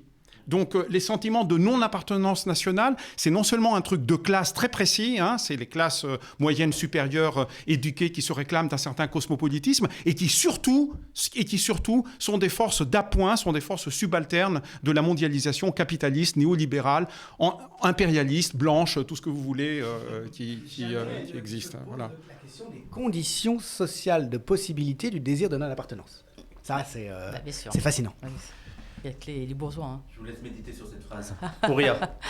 On a parlé des réactions de ce que j'ai appelé tout à l'heure les militants professionnels, donc de l'extrême gauche. On n'a pas parlé des réactions indigènes. Et je pense qu'il faut s'y attarder. En vérité, on ne va pas en dire grand-chose, puisque les indigènes n'étant pas tellement organisés, eh bien, une réponse organisée, il n'y en a pas jusqu'ici. En soi, bon, c'est pas très étonnant. Il n'en reste pas moins qu'on sait qu'il y a eu des réactions. Et il se trouve que j'étais à Nice il y a quelques jours et il y a un indigène qui m'a interpellée dans un cercle marxiste-léniniste. Hein. C'était très intéressant et bon, il n'y a pas de désaccord de fond avec eux. Hein. C'est simplement que lui, il a parlé en tant qu'indigène et il m'a dit avoir été déçu par moi. Et moi, ça m'a intéressé de savoir pourquoi il était déçu. Alors, pourquoi ? Parce qu'il se dit qu'il ne va pas se mettre, lui, à sortir avec le drapeau bleu-blanc-rouge dans les manifestations et que jusqu'ici, il était très fier de mon parcours, donc de notre parcours, mais il me parle à moi, parce que jusqu'ici, on allait à la bataille, on a critiqué la France, l'État-nation, le racisme structurel, l'impérialisme, qu'on n'avait pas froid aux yeux, qu'on est toujours allé à la bataille, qu'on était sans concession, et que là, il a l'impression que j'avais capitulé. Voilà. D'où le titre de l'émission. Non, c'était pas lui. Non, ça vient pas de lui. Mais en tout cas, lui, il avait cette déception, pas complètement. Je sentais qu'il avait besoin de comprendre quelque chose. Moi, je trouve qu'il faut s'arrêter sur ce genre d'interpellation, parce que je pense qu'il y a évidemment des indigènes qui peuvent être un peu choqués et qui ne pas comprendre. Bon. Alors, et donc ça me fait penser, effectivement, et donc il me rappelle notre histoire, et à juste titre, et surtout, je voudrais revenir sur une campagne que nous, en tant que PIR, on avait critiquée, qui était la campagne du CCIF. Qui, si vous vous souvenez bien, la grande campagne du CCIF, bleu, blanc, rouge, nous aussi, nous sommes la nation. Et nous, on l'avait vertement critiquée. D'accord ? Et... C'était une autre époque, c'était une autre phase aussi. Non, mais même aussi la manif contre l'islamophobie. Bien sûr. Donc, on avait vertement critiqué. Et la question, c'est de savoir, est-ce que nous, on revient sur cette histoire ou bien on maintient la critique qu'on a faite ? Ça, c'est quand même intéressant. Eh bien, évidemment que nous, et que moi, je maintiens la critique que j'ai faite au CCIF. Nous, le CCIF, avec lequel on a beaucoup travaillé, collectif contre l'islamophobie en France, un collectif qui s'était mobilisé contre l'islamophobie, mais dont nous, on faisait l'analyse qu'il était une association intégrationniste. Intégrationniste. Qu'est-ce que ça signifie, contrairement à nous ? Nous, on était le mouvement décolonial, on remettait en cause le cadre national, l'État-nation français, impérialiste, raciste, et donc on s'est toujours mobilisé contre ce qu'on a appelé la spontanéité indigène, c'était l'intégrationnisme, c'est-à-dire devenir des blancs comme les autres. Donc ça, c'est-à-dire qu'en fait, cette proposition qui venait d'une organisation, d'une association dite intégrationniste, et je le dis avec respect, elle était objectivement intégrationniste parce qu'elle n'était pas anti-impérialiste, parce qu'elle ne faisait pas le lien, l'articulation avec tous les autres racismes, elle ne s'occupait que de la lutte contre l'islamophobie, sans analyse structurelle de ce qu'est la France et l'État-nation français. Donc ça ne l'a pas empêché des dissoudre. C'est aussi la demande majoritaire des indigènes peu politisés, l'idée de nous intégrer, avoir un... De devenir français et voire de proposer un modèle d'exemplarité, devenir de bons musulmans, devenir des médecins, par la méritocratie, etc. Donc en fait, c'était des musulmans. Dans l'idéologie, je veux dire, c'était des libéraux. Hein. On a travaillé ensemble, donc ça n'est pas contradictoire avec le fait qu'ils ont fait un travail formidable, mais ils étaient limités par ça. Et donc, on avait raison de critiquer leur intégrationnisme. Et donc, de ce rapport à la nation qui, lui, acceptait la nation pleine et entière telle qu'elle était. La nation de Napoléon, la nation comment s'appelle, du général de Gaulle, celle qui existe et qui a été détournée dont on a détourné le sens et qui aujourd'hui est la définition majoritaire de ce que les gens comprennent par la nation. Donc, en fait, non, moi je ne reviens pas sur ce que nous avons dit. Nous avions parfaitement raison, parce que notre point de vue, en fait, reste le même. Nous, on reste quand moi, et c'est toute la différence. Quand la même personne, moi, qui a critiqué cette position, qui aujourd'hui veut réinvestir la question nationale, c'est toujours d'un point de vue non intégrationniste. Donc c'est pour faire autre chose de la nation. C'est pour faire autre chose de la nation. Donc là, c'est très important pour que tout le monde comprenne bien et que le copain qui était déçu comprenne qu'en fait, je ne veux perdre rien de notre acquis politique. Quand je fais mon intervention, je veux dire, faut être d'une grande mauvaise foi pour ne pas voir que j'apporte cette question de manière contradictoire, dialectique. Je dis qu'il faut comprendre le besoin intégrationniste des indigènes et qu'ils ont besoin d'une patrie, c'est ce que tu dis, et je trouve que c'est légitime que et les Blancs et les indigènes revendiquent la patrie, et je dis dans le même temps, attention aux affects des petits Blancs et des indigènes, attention, ne pas les suivre. Comprendre ça, ça ne veut pas dire les caresser dans le sens du poil, ça ne veut pas dire les accompagner dans l'intégrationnisme, c'est au contraire puiser dans leur tendance profonde, c'est-à-dire ce qui fait leur dignité, leur besoin, c'est-à-dire puiser une énergie chez eux et leur donner raison. Et moi, je pense qu'il faut donner raison aux gens qui ont un besoin de patrie. Je trouve que... Et je le dis, en plus, là aussi, je vais faire un nouveau coming out, il y a quelques années en arrière, tout le monde peut pour ceux qui se souviennent, hein, moi, ça fait longtemps que j'ai envie d'écrire un livre « J'aime la France ». Ça fait très longtemps. Mais parce que... Non, mais ça fait très longtemps. Mais c'est pas du tout un truc nouveau chez moi. C'est parce que j'ai un rapport tout à fait apaisé avec la France. Je n'ai pas de problème, personnellement. Et je comprends qu'on ait besoin de s'ancrer quelque part. Et je comprends ce besoin fondamental. Je le comprends parce que moi-même, j'ai un besoin d'être quelque part. Moi-même, je ne suis pas un être éthéré. Tu me mets en Chine, eh ben je fane. Qu'est-ce que je veux pas. J'ai besoin. Non, mais ce que je veux dire, c'est que non seulement je le comprends, non seulement je veux l'accompagner et lui donner une dignité. Simplement, je voudrais, dans la mesure du possible, que le détourner vers effectivement une option révolutionnaire qui remette en cause donc ce fameux État-nation qui lui est entre les mains des classes dirigeantes qui sont blanches, racistes, impérialistes. Donc la question c'est est-ce que l'État racial intégral que j'ai décrit dans ce livre et sur lequel je ne reviens pas, c'est pas la question, est-ce que ce lien organique, on peut le défaire ou alors ils sont liés ad vitam aeternam? Moi je pense que la grande bourgeoisie, elle sait que c'est un lien qui n'est pas indéfectible, puisque c'est un lien d'exploitation. Je veux dire, c'est clair et net, c'est un lien d'exploitation. La question, c'est, à un moment donné, il est politique, il est stratégique. Donc moi, notre travail ici consiste à trouver des espaces, des endroits pour prendre langue. Prendre langue. Et je le redis, ça n'est pas pour moi alors évidemment pas une capitulation, mais j'ai presque, je le dis parce que je pense que c'est même une avancée radicale. Je pense que c'est plus de radicalité, d'une certaine manière, qu'avant, quand on comprend, quand on essaye de faire cette alliance-là. Parce que cette alliance-là, pourquoi c'est plus radical ?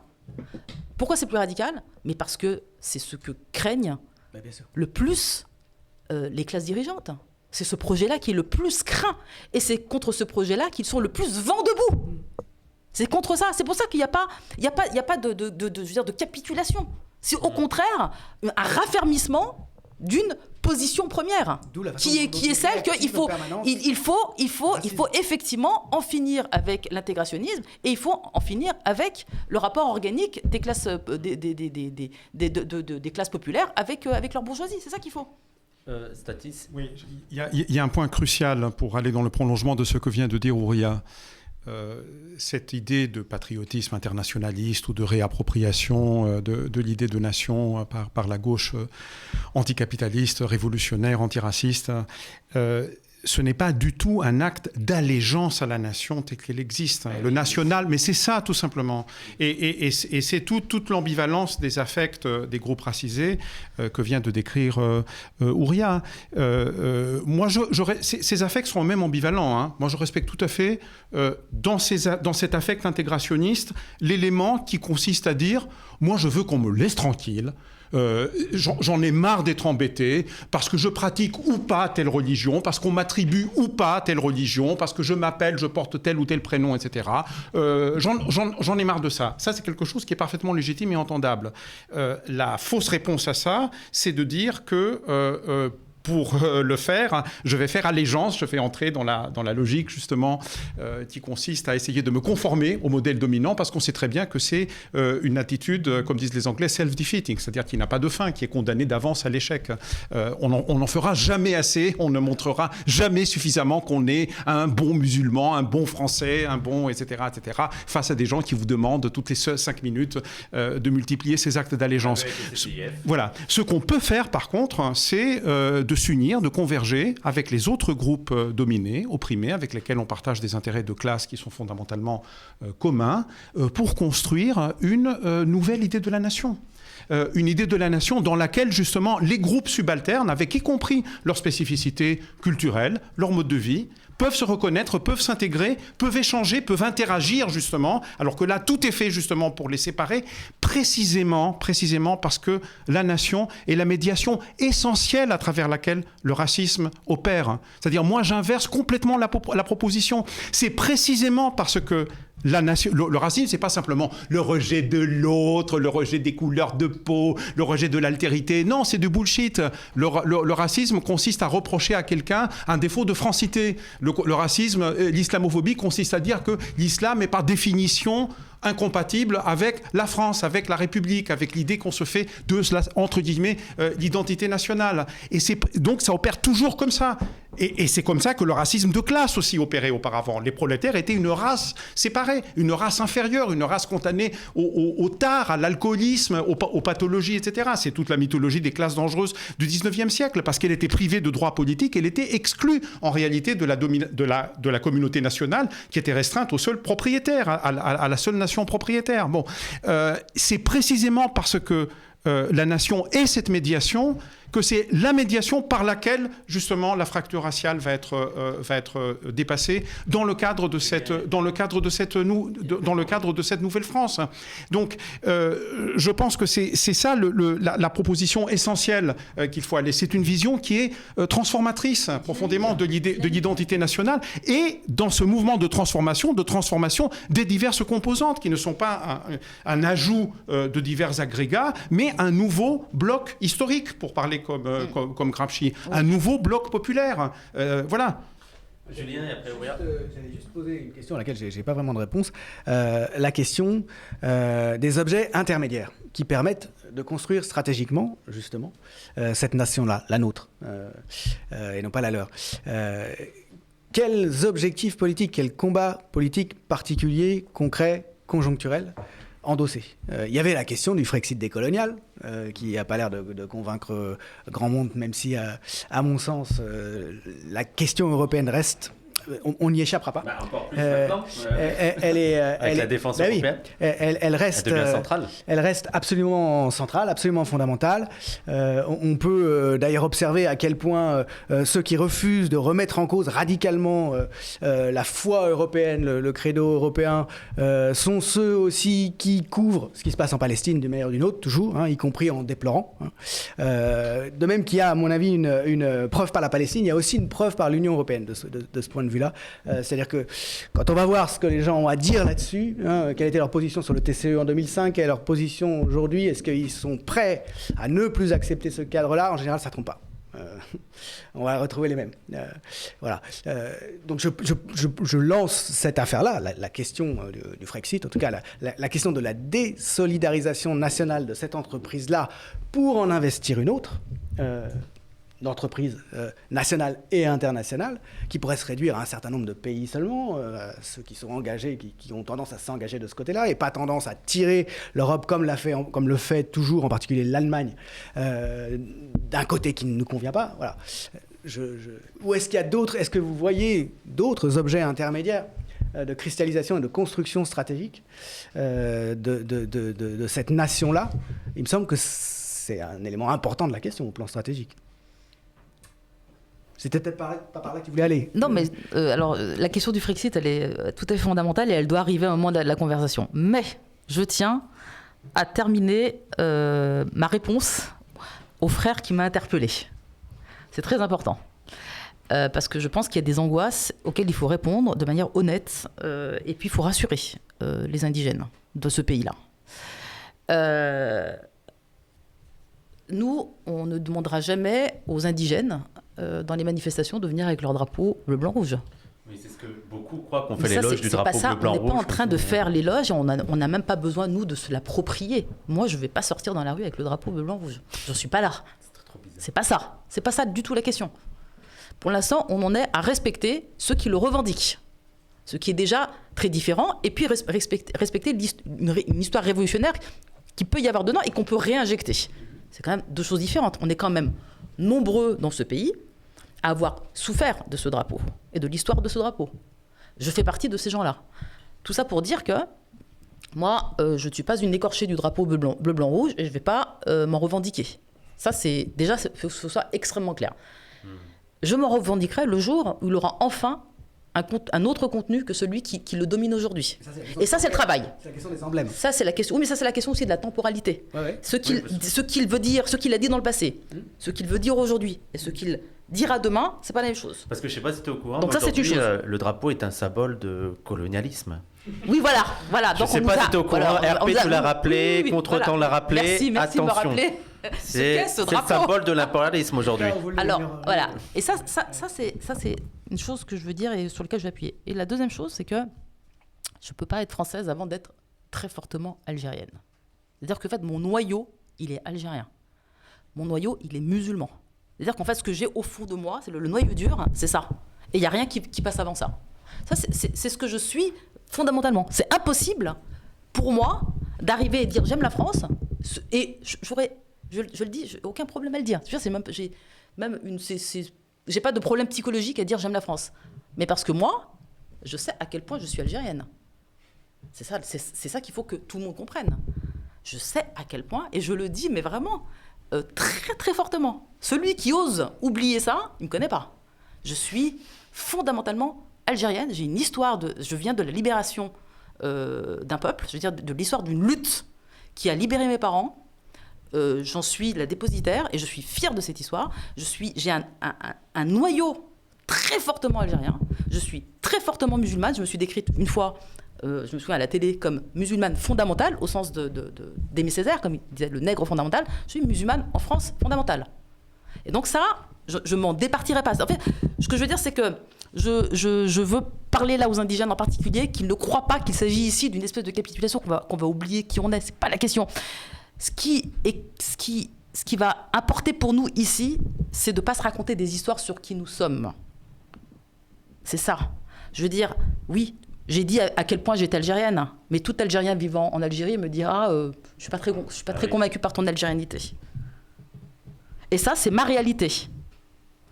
À ces Algériens-là, je leur dis, moi, je sais ma part d'algérianité et je sais comment elle me construit, je sais comment je vais vivre dans ce pays avec cet héritage-là que je ne nierai jamais, qui est le mien, comme l'islam, comme la maghrébinité, comme l'arabo-berbérité, etc., etc. Tout ça, c'est des socles qui fait qu'on peut aujourd'hui aller vers cette France qu'on veut réinventer à partir de notre réalité et de l'affirmation de ce que nous sommes, des êtres historiques que nous sommes.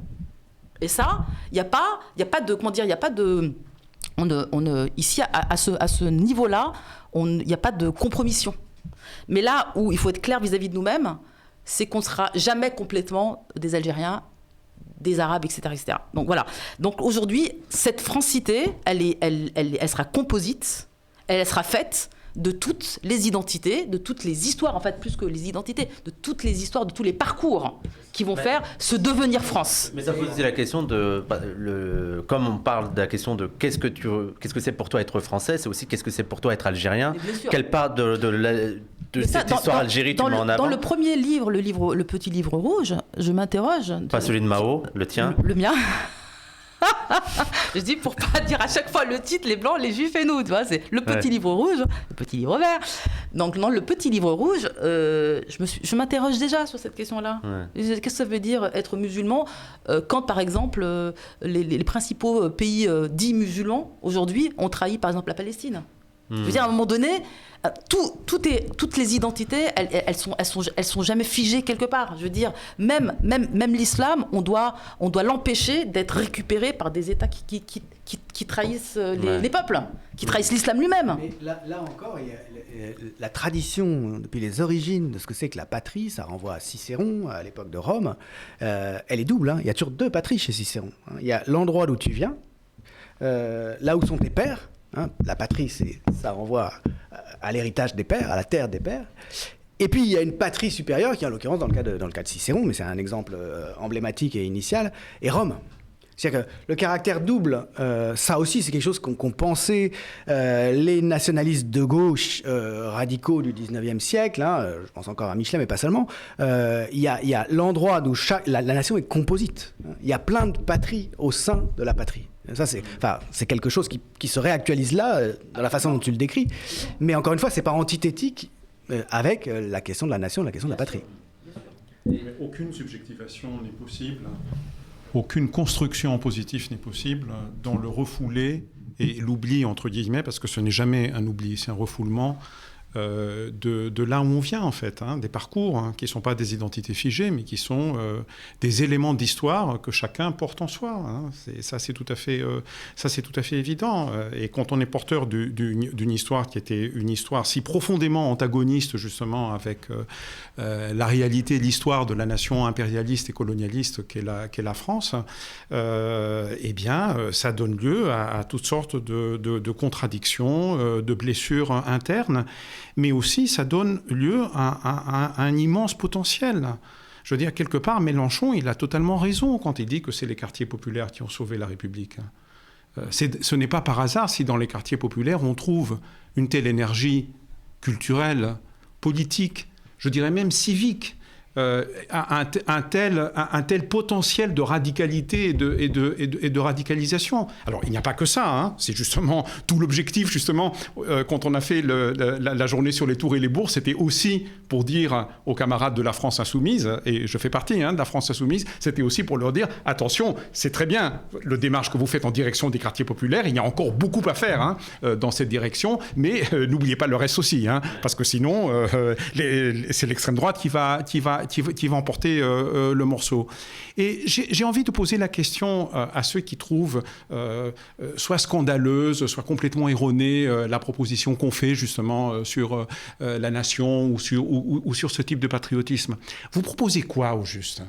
Je veux dire, vous pensez quoi ? Ça sera la pureté du conflit de classe. Mais vous voyez bien que dans l'état où nous sommes à l'heure actuelle, c'est un élément absolument indispensable. Loin de moi l'idée de nier l'importance de la lutte des classes, du mouvement ouvrier, des luttes sur des revendications matérielles, etc. Mais vous comprenez bien que ça ne répond pas à toute la question, parce que ça laisse de côté nos problèmes fondamentaux, le racisme. Enfin, on ne peut pas écrire un texte de plusieurs pages, de plusieurs milliers de mots pour répondre au texte de Ouria sans mentionner une seule fois le mot de racisme. Donc, pour répondre au racisme, il faut une proposition. Quelles sont les autres propositions ? Il faut quand même. Voilà, il faut. Non, oui, ça peut pas de la grève. Ce n'est pas sérieux. Simplement, vous contournez le problème. Vous faites du ruffinisme d'extrême gauche. Voilà, tout simplement. Vous voulez Ruffin, il fait une version social-démocrate de ça. Vous faites une version ultra-révolutionnaire et gauchiste de ça. Vous passez à côté du problème. C'est quoi les autres questions ? Alors, à un certain moment, dans une certaine gauche social-démocrate, il y avait l'idée que l'Europe allait soi-disant dépasser l'État-nation. Bon, c'est de la foutaise. En réalité, derrière l'Europe, on a eu un renforcement considérable des politiques racistes, de l'Europe forteresse, d'une, entre guillemets, identité ou de valeurs européennes, dont on connaît bien que ce n'était pas autre chose en réalité que la réhabilitation du passé et du présent colonial et impérialiste de l'Europe en réalité. Donc non. Et puis il y avait une autre idée, libertaire celle-là, qui consiste soit à dire, bon, no border, hein, on va abolir les frontières tout de suite maintenant. Hein, donc voilà, c'est un peu ce qu'on disait avant sur la non-appartenance, mais tout de suite, hein, dans le sens révolutionnaire. Bon, on peut répéter ça pendant des années et des années. Pas sur cette ligne. Voilà. Si on était sur cette ligne, ça y est. Voilà. Il y aurait plus de frontières, voilà. tout serait terminé. Fondamental. Ou alors, il y avait une idée plus intéressante à un certain moment, c'était décorréler la citoyenneté de la nationalité. Alors, moi, j'ai jamais très bien compris exactement ce que ça veut dire stratégiquement, c'est-à-dire dans une certaine conjoncture, où on a affaire à des États, où on a affaire à des sociétés qui fonctionnent sur la base actuelle. Ça voudrait dire quoi exactement la décorrélation de la nationalité? Ça veut dire quoi? Accorder le droit de vote à des étrangers? C'est parfaitement possible, mais en quoi est-ce que ça... C'est un dépassement exactement de l'État-nation.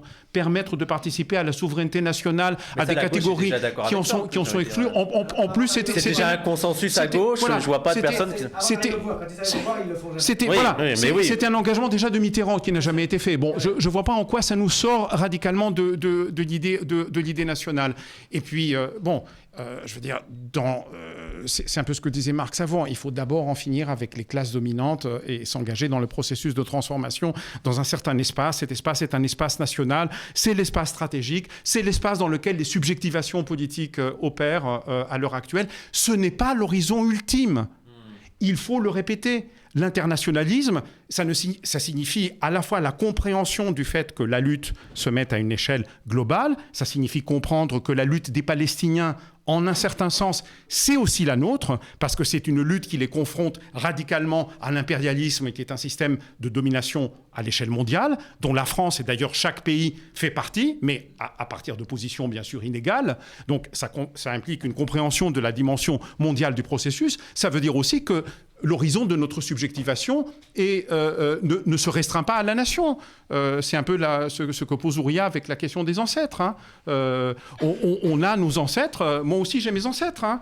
Ma famille, des deux côtés, vient de villages grecs où a commencé la guerre d'indépendance contre les Ottomans en 1830. Hein. Moi, je me réclame aussi de ces ancêtres-là, parce qu'ils ont levé le drapeau de la lutte de la libération nationale. J'ai trouvé d'ailleurs dans les archives du village un ancêtre qui s'appelle Stathis Kouvelatis également, qui a réclamé sa retraite d'ancien combattant de la guerre d'indépendance contre les Ottomans au début des années 1850. Bon, ça en fait partie. Mais mes ancêtres, c'est aussi les révolutionnaires algériens. C'est aussi le Che, enfin bon, c'est tout ça, je veux dire. Donc, mais il n'y a pas d'accès direct à l'universel, voilà. C'est pas direct. On est de quelque part, on lutte quelque part, on est formé quelque part, on est déterminé par cette histoire, et c'est en le comprenant que justement on peut comprendre ce qui se passe au-delà. Il n'y a pas d'internationalisme qui ne passe pas par la médiation de la nation, et il n'y a pas de revendication de gauche révolutionnaire possible de l'idée de nation sans un horizon anti-impérialiste et internationaliste. Moi, je voulais juste revenir 2 secondes sur le drapeau, mais pour dire 2-3 trucs très vite, et pour rebondir sur ce que tu as dit, parce que quand tu parles d'alternative, il y a beaucoup de gens à l'extrême gauche qui proposent comme alternative du drapeau bleu-blanc-rouge, dans les manifs de gilets jaunes ou de gauche, de revenir au drapeau rouge. Et là, j'ai envie de dire, chez les indigènes, je vous propose de faire le test. On verra, parce que je veux dire, s'il y a vraiment une mémoire triste par rapport au drapeau bleu-blanc-rouge, il y a aussi des traumatismes de la part des indigènes par rapport au drapeau rouge, au drapeau communiste. Et aussi, moi, ce qui me questionne là-dedans, c'est que j'ai l'impression qu'ils n'ont pas du tout une vision dynamique du drapeau et du symbole, que j'ai l'impression qu'ils sont bloqués dans l'idée que ça ne peut représenter que l'impérialisme, que la nation, le drapeau français et rien d'autre, et que y a d'autres drapeaux qui sont agités, notamment par les indigènes, et on voit qu'il y a un truc dynamique. Par exemple, le drapeau algérien qui est agité en France, c'est pas pour défendre tant le régime algérien que comme une forme il est réapproprié comme une forme de résistance, comme une forme de message politique contre la France. Voilà, une affirmation, et qui est même portée par des gens qui ne sont pas algériens. Et j'ai l'impression qu'il y a vraiment un blocage autour de cette vision dynamique sur les drapeaux. Ça finit presque par ressembler à un drapeau de classe, en un sens. Oui. Non, mais d'ailleurs, je sais plus si c'était un humoriste, mais Fari, je crois, mais un humoriste noir qui avait agité le drapeau algérien. On lui avait demandé pourquoi. Il a dit ça représente une critique de la France, en gros, une critique du racisme. Donc on voit que le drapeau n'est jamais fixe dans sa signification. Juste parce que là, Et puis il y a plus de chances de voir des indigènes, en dehors du fait que les indigènes, spontanément, ils sortent d'abord leur propre drapeau, marocains, algériens, tunisiens, sénégalais, etc. etc. C'est ça qui font les indigènes dans les manifestations. Spontanément, ils sont quand même raccrochés à leur drapeau, alors qu'on en est à la 3e, 4e génération. Je veux dire, ce rapport au drapeau, il est profond, et il faut le respecter. Mais donc, il y a plus de chances qu'ils sortent, malgré tout, le drapeau bleu, blanc, rouge que le drapeau rouge. Oui, ça c'est sûr. Ça, c'est... non, mais on peut faire peut-être s'ils le veulent. Mais... non, mais c'est ça, il y a plus de chances. drapeau breton aussi. Non, mais pour les indigènes, il y a plus de chances, c'est la vérité. Mais... Même si c'est un rapport un peu instrumental parfois, au drapeau bleu, blanc, rouge, il y a plus de chances qu'ils le sortent. Mais il n'y a aucune spontanéité pour des indigènes à sortir le drapeau rouge. Je veux dire, je connais quasiment pas ça. Ceux qui sont vraiment politisés. Ceux qui sont ultra politisés, mais je veux dire, bon voilà quoi. Mais voilà. Les Marocains, oui, on a dit les Marocains peut-être. Oui, est-ce qu'il est rouge ? Est-ce qu'il est rouge ?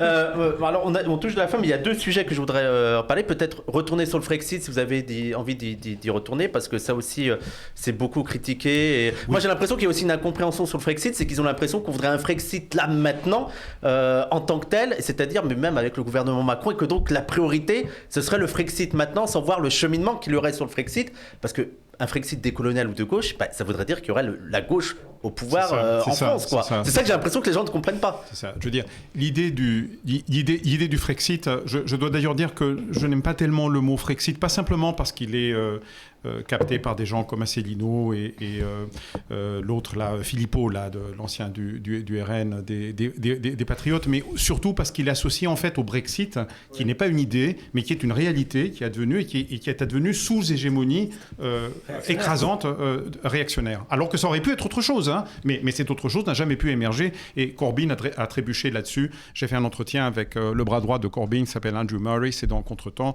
Vous pouvez lire ce qu'il pense de cette question. Non, moi ce que je voulais dire, parce que j'ai été porteur par contre, avec d'autres camarades évidemment de l'aile gauche de Syriza à l'époque, d'une proposition de Grexit, qui était à l'ordre du jour, hein, enfin qui aurait pu être à l'ordre du jour, si Tsipras n'avait pas capitulé. Alors, toute la question est là. Le Brexit, tu veux dire ? Bien sûr, avant le Brexit. Le référendum sur le Brexit, c'est 2016, et la question pour la Grèce s'est posée entre 2012 et 2015, on va dire, hein, et en particulier quand Syriza, les 6 premiers mois où Syriza était au pouvoir. Donc, ce qu'il faut dire à propos du Frexit, c'est 2 choses, à mon avis. Premièrement, qu'aucun programme de gauche, pas simplement le programme de la France insoumise, je dirais même, pour être provocateur, le programme du Parti socialiste ou le futur programme du Parti socialiste, rien de tout ça n'est réalisable si on veut vraiment les réaliser, sans entrer directement en confrontation avec l'Union européenne et ses institutions, à commencer par la Banque centrale européenne. Parce que le vrai pouvoir, il est là. Hein. Le reste, c'est du blabla. Hein. Je veux dire, on peut dire les amendes, tout ça, elles ne vont pas être payées. Par contre, Francfort, la Banque centrale européenne, et on l'a vu dans le cas de la Grèce, et avant on avait menacé l'Irlande et Chypre de la même façon, ça c'est un pouvoir réel. On peut vous bousiller votre système bancaire en l'espace de quelques jours. Hein. Bon. Donc si on n'est pas prêt à faire face à cette éventualité et à comprendre que la BCE, c'est pas une institution technique, hein, elle n'est pas là pour donner de la monnaie, pour alimenter l'économie, c'est un pouvoir politique, c'est même un pouvoir souverain. Et comme la rupture ne va pas se faire simultanément dans toute l'Europe pour pouvoir changer les institutions européennes, mais elle va surgir quelque part, supposons en France, parce qu'il n'y a qu'en France en réalité où il y a une gauche de rupture qui peut, sans craindre le ridicule, dire qu'on est une alternative de pouvoir et lutter pour ça, eh bien, il faudra se confronter avec ces gens-là. Et donc être prêt à la rupture. Ça, c'est la première chose. La deuxième chose, c'est que pour préparer un bloc populaire à cette éventualité, eh bien, ça doit se faire avec l'idée qui est une idée qui circule, qui est une idée que notamment le mouvement des Gilets jaunes n'est pas que à porter. C'est-à-dire l'idée d'une souveraineté populaire, qui à l'heure actuelle est usurpée évidemment par un système politique qui a abouti à une concentration de pouvoir, à une dépossession démocratique redoublée par les institutions européennes. Et ça, c'est quelque chose que les classes populaires comprennent bien. Et je vais me référer ici à un auteur qu'on ne saurait absolument pas suspecter de nationalisme et qui a d'ailleurs un projet de réforme des institutions européennes, c'est Thomas Piketty. Thomas Piketty a écrit de façon extrêmement claire que la raison pour laquelle, dans toute l'Europe, les classes populaires sont majoritairement hostiles à l'Union européenne, c'est à cause du contenu antipopulaire et antidémocratique des institutions européennes. Alors lui, il propose sa solution avec laquelle je ne suis pas d'accord, mais il réfute catégoriquement l'idée selon laquelle c'est parce que les classes populaires sont intrinsèquement xénophobes, racistes, etc., même si elles peuvent le devenir et même si ces idées font leur nid effectivement dans les classes populaires, militaire, mais ce n'est pas ça qui les pousse en hostilité. C'est pour ça que quand Ouria parle il y a des affects, certes ambivalents, parmi les classes populaires blanches non racisées, mais avec lesquelles il faut communiquer, qu'il faut transformer, avec lesquelles il faut parler justement pour les amener de notre côté. C'est pour ça, c'est parce qu'elle s'appuie sur une idée juste, confuse, mais avec un instinct juste. Ces gens-là comprennent bien que ces institutions, ces politiques, c'est des adversaires, c'est des ennemis justement. Et c'est véritablement le fait que l'extrême droite capitalise là-dessus n'est que le reflet de l'incapacité de la gauche justement à porter ça. Quand elle a su le faire, elle a su gagner l'hégémonie. C'était le moment 2005 justement, le moment 2005 où tout l'establishment politique n'arrêtait pas de dire « Oui, les anti-européistes, vous faites cause commune avec l'extrême droite, etc. » Mais là, la gauche, Mélenchon, le PC, la LCR à l'époque, etc. en tête, n'a pas hésité à faire une campagne très dynamique pour le non et justement à hégémoniser le non. Le non a porté la marque du non de gauche, pas la marque du Jean-Marie Le Pen de l'époque. Et c'est ça qui a été trahi. C'est la trahison de 2005 que les classes populaires n'ont jamais pardonné à l'establishment politique. Et c'est à très juste titre que Mélenchon, juste après les élections de 2022, a dit le point de départ du mouvement qui conduit à la France insoumise, au front de gauche, à la France insoumise, etc., c'est 2005. C'est le moment 2005. C'est au moment 2005 qu'on doit revenir justement et la proposition, disons, d'une rupture avec l'Union européenne et même d'une sortie avec l'Union européenne doit nous permettre de renouer en le radicalisant, le renouvelant avec un contenu évidemment démocratique, populaire, anticapitaliste avec ce moment de 2005 qui est un moment fondateur aussi pour notre courant politique de la gauche radicale, antiraciste. Et pourquoi ce moment est très important ? C'est aussi parce que c'est la gauche qui a fait la campagne. C'est la gauche qui a fait la campagne, sauf que la majorité, elle l'a obtenue avec le peuple de gauche et le peuple d'extrême droite. Mais ça, c'est extraordinaire. Mais ça, c'est une victoire. En fait, la gauche a été capable d'hégémoniser en faisant une alliance concrète, parce qu'elle ne pouvait pas avoir la majorité si elle n'avait pas une partie de la base de l'extrême droite. Et donc, et de la droite, mais entre autres de l'extrême droite. Je veux dire, là, c'est pour toucher le réel des dynamiques sociales. C'est-à-dire qu'en fait, faire campagne et aller jusqu'à là où il ne faut pas capituler. Si là, la gauche a été capable de capter cet électorat d'extrême droite, le reste, on va dire, c'est plus facile. Mais celui-ci, qui lui a permis d'hégémoniser et d'avoir la majorité, ça veut dire que ce peuple-là, cette partie de l'électorat, il est transformable. Sauf qu'à partir du moment où cette campagne s'est arrêtée, eh bien, c'est aussi à ce moment-là que l'extrême droite a repris du poil de la bête. Donc elle a récupéré ces gens-là qui auraient pu, disons, rester de manière plus pérenne dans le giron de la gauche. Donc c'est ça qu'il faut pouvoir réfléchir de manière un peu dynamique. C'est ça qu'il faut. C'est là où il ne faut pas capituler, c'est là où il faut croire aux dynamiques sociales. Je voudrais dire quelque chose d'une façon assez solennelle ici. Dans le contexte actuel, malheur à la gauche si elle laisse à l'extrême droite le monopole d'apparaître comme le parti de la paix. Malheur à la gauche si elle apparaît comme le parti de la guerre, de la militarisation, de l'Europe militarisée, alors qu'elle laisserait à des Trumpistes français ou internationaux d'apparaître comme le parti de la paix. Elle ne méritera pas autre chose, justement, que le déshonneur, le ridicule et la marginalité. Il est absolument indispensable aujourd'hui, et je crois que les premières prises de position de la France insoumise, Stop ou va-t-en guerre, sont tout à fait positives. Je crois qu'il faut aller plus loin, et je crois que Mélenchon le fait. Je veux dire, quand il remet sur le tapis la proposition de rupture avec l'OTAN, il faut aussi lui rappeler une chose, c'est que on ne s'oppose pas à l'OTAN simplement parce qu'on est contre la dépendance et la subalternité de l'Europe par rapport aux Américains, et on la pense aussi parce qu'on s'oppose, par exemple, aux impérialismes français et britanniques, et on n'a aucune raison valable, me semble-t-il. Je ne suis pas très fan de la technique, mais enfin, c'est pour des raisons politiques que je ne pense pas que le Rafale a une quelconque supériorité ou qu'il est à préférer au F-35. Personnellement, je m'en fous. Je pense que les budgets de l'État doivent aller vers les besoins sociaux et pas vers les dépenses militaires, que celles-ci soient des F-35 ou des Rafales ou autre chose, et que l'addiction de l'économie française au complexe militaro-industriel français, qui est parmi les plus élevés dans le monde, c'est parmi les pays où l'industrie militaire de défense est parmi les plus, est un véritable cancer. est un cancer qui lie véritablement les intérêts de ce complexe militaro-industriel avec des guerres, avec des interventions impérialistes à l'étranger, avec une structure profondément déformée en réalité de l'appareil économique, où le seul secteur productif qui reste, c'est quasiment celui-là. Et l'aéronautique, parce que c'est très lié avec le secteur de la défense. Donc il n'y aura pas de transformation des structures économiques dans le pays dans un sens favorable aux intérêts populaires si on ne rompt pas aussi avec le complexe militaro-industriel français, Dassault en tête, et avec tout ce que ça représente, et en même temps, bien sûr, en luttant pour la rupture avec l'OTAN et la rupture de tous les pays européens, d'ailleurs, avec l'OTAN. Ça me permettra la question de conclusion, parce que ça va dans ce sens-là. Aussi, la critique qui vous est adressée sur tout le discours autour de la nation et tout, c'est de dire c'est encore plus dangereux dans les temps présents d'aller dans ce sens-là, parce que ça ne peut qu'alimenter le discours patriotique va-t-en-guerre. Qu'est-ce que vous avez à répondre à ça ? On n'a pas besoin de l'État-nation pour devenir des va-t-en-guerre. À l'échelle de l'Europe, on l'est très bien. Je veux dire, c'est pas... moi, alors, c'est vraiment quelque chose qui me fascine, cette peur du retour au cadre national, dont je pense que c'est un cadre tout à fait problématique et qui, effectivement, renferme des potentialités nationalistes très fortes. Donc on n'a aucun souci ici autour de la table à le reconnaître. C'est sa version dominante aujourd'hui, donc on le sait.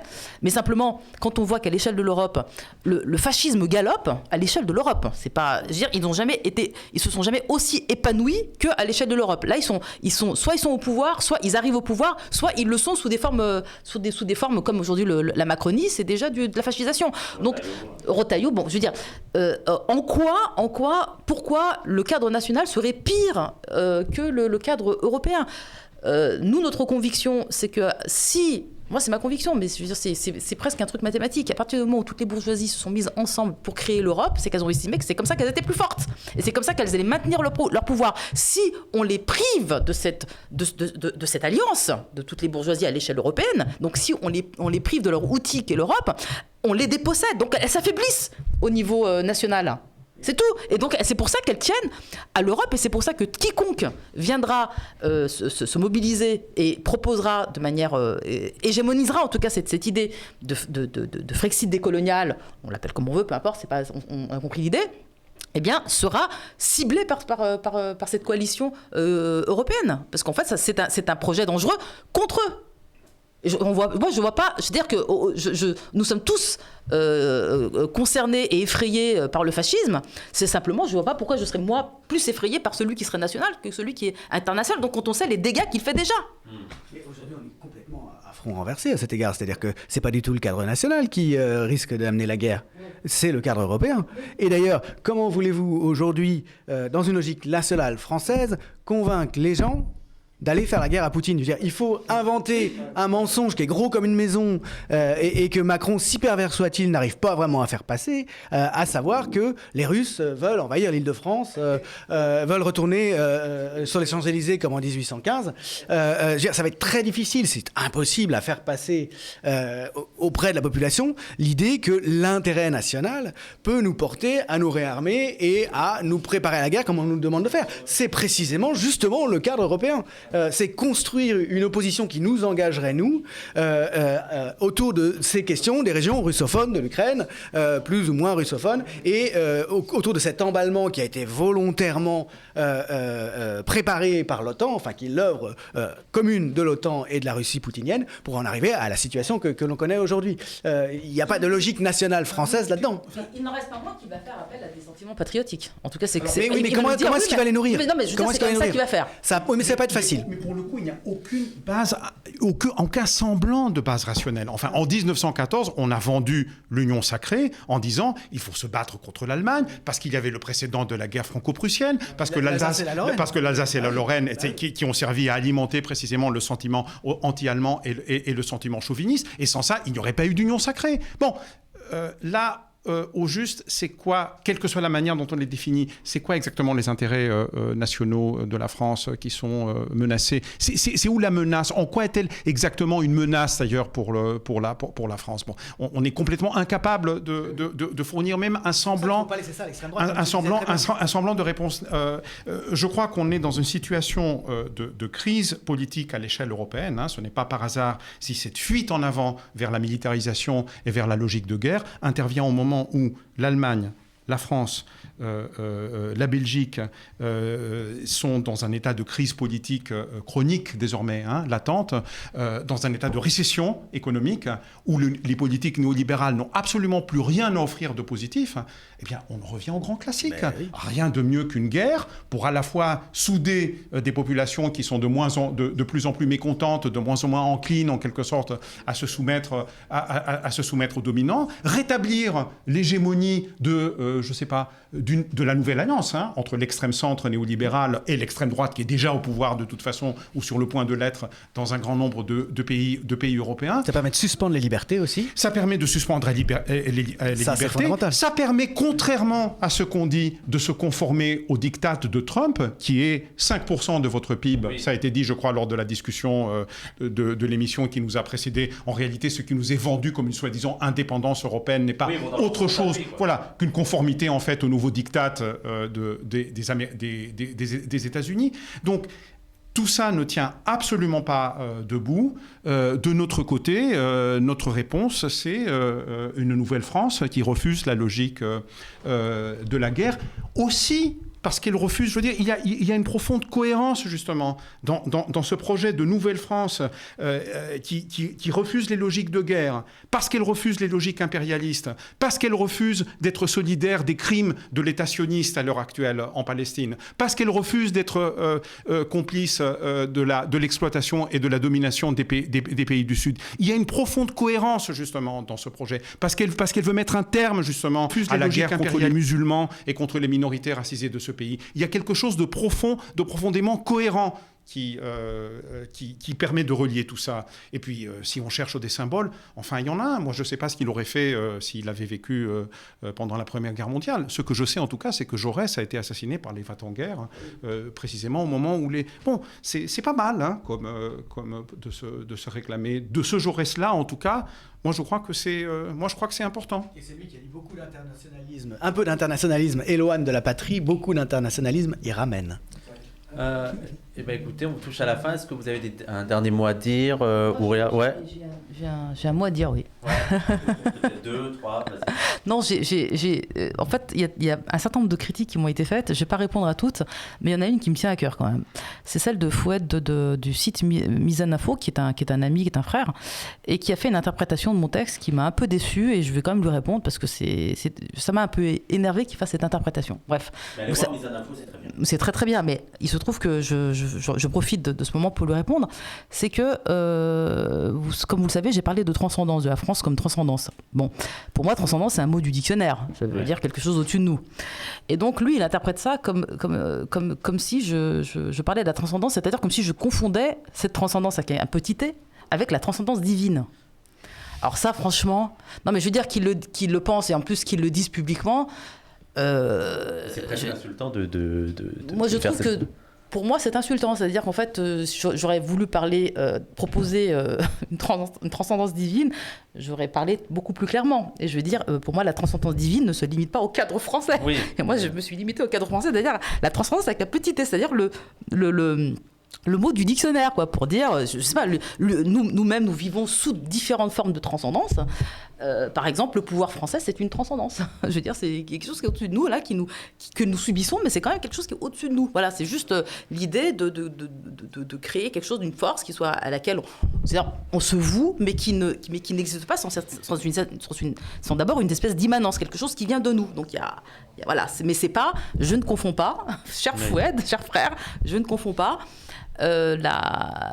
cette petite transcendance avec Dieu quand même. Je veux dire, tu permets, et j'ajoute que dans cette transcendance, cette petite transcendance, il nous importe que la question du communisme, c'est-à-dire que ce que j'ai dit à la fin, c'est-à-dire qu'en fait la seule solution face au désastre, face à l'ensauvagement capitaliste et face au problème climatique, aujourd'hui qui est une urgence,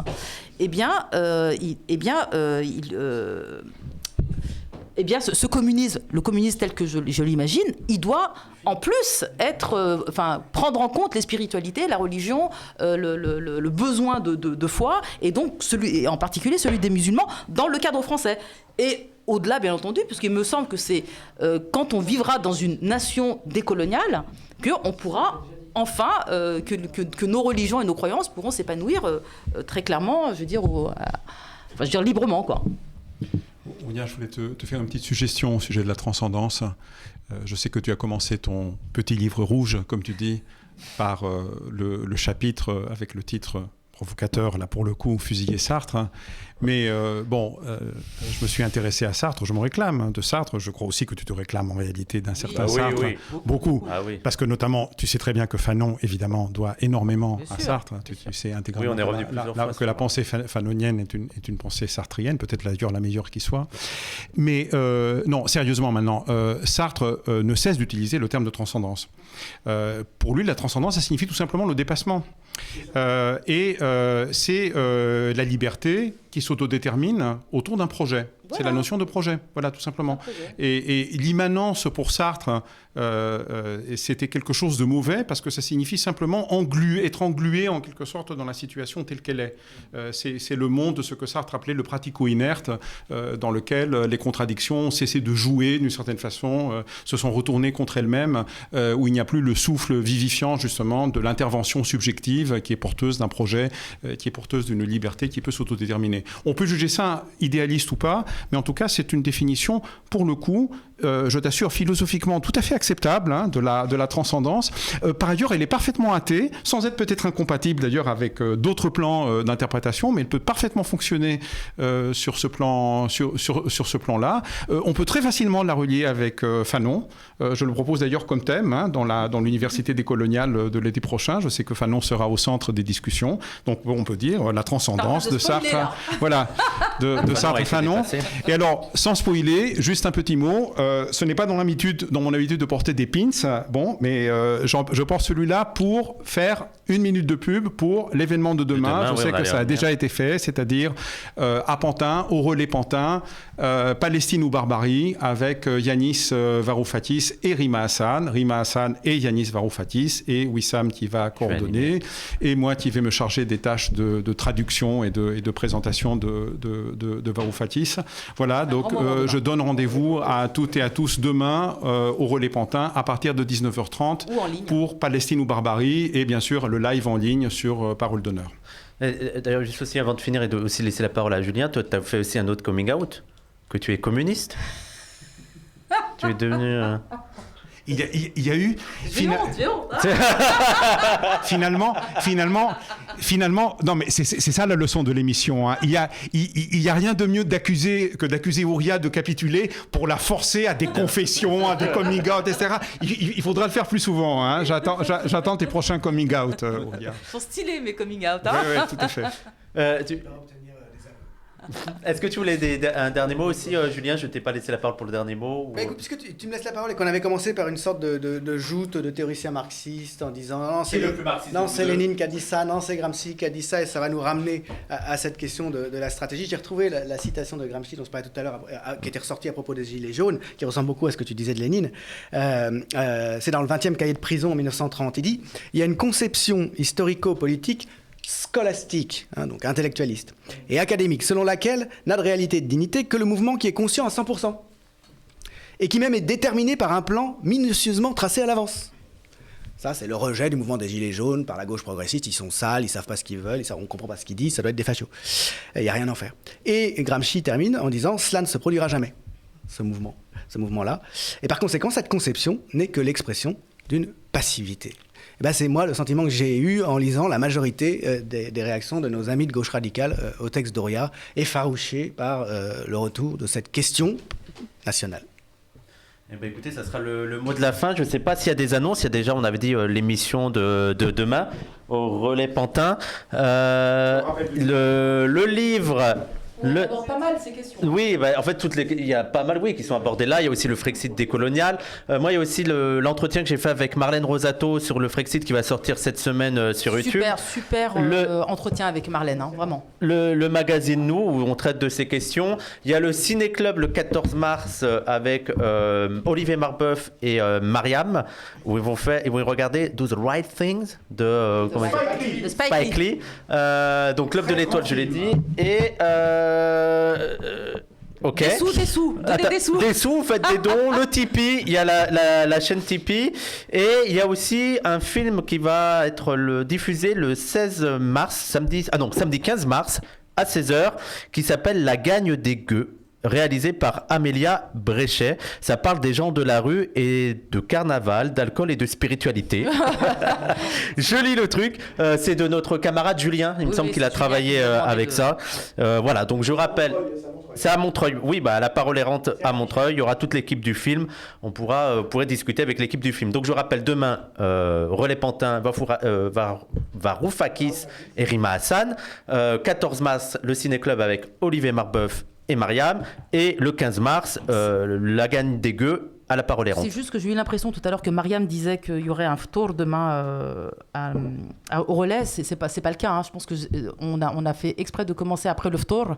C'est à quelle heure d'ailleurs qu'on commence à... Normalement, ça commence à 19h30. Ouais. Donc pour que les gens, justement, ils aient le temps de rompre le jeûne et de venir. Ouais. Faites un petit truc Voilà. rapide et après vous mangerez non, parce que après. j'ai eu peur que l'information soit qu'il y a un tour sur place. Non. Je suis pas sûre. Voilà. Non, il n'y aura pas. Voilà. Débrouillez-vous. Faut faire attention. Venez à manger, Non, mais ramenez voilà, des on va dates et donner du une fausse lait. information aux gens. Les pauvres, ils vont venir, ils auront pas rompu le jeûne. C'est pas. Ça haftor comme au passage. Eh ben, merci Ouria, merci Statis, merci Julien, merci à toute l'équipe, merci à Youssef qui a fait le spectateur à la fin là avec ses petits commentaires. Merci à vous et on se dit à demain, si Dieu veut.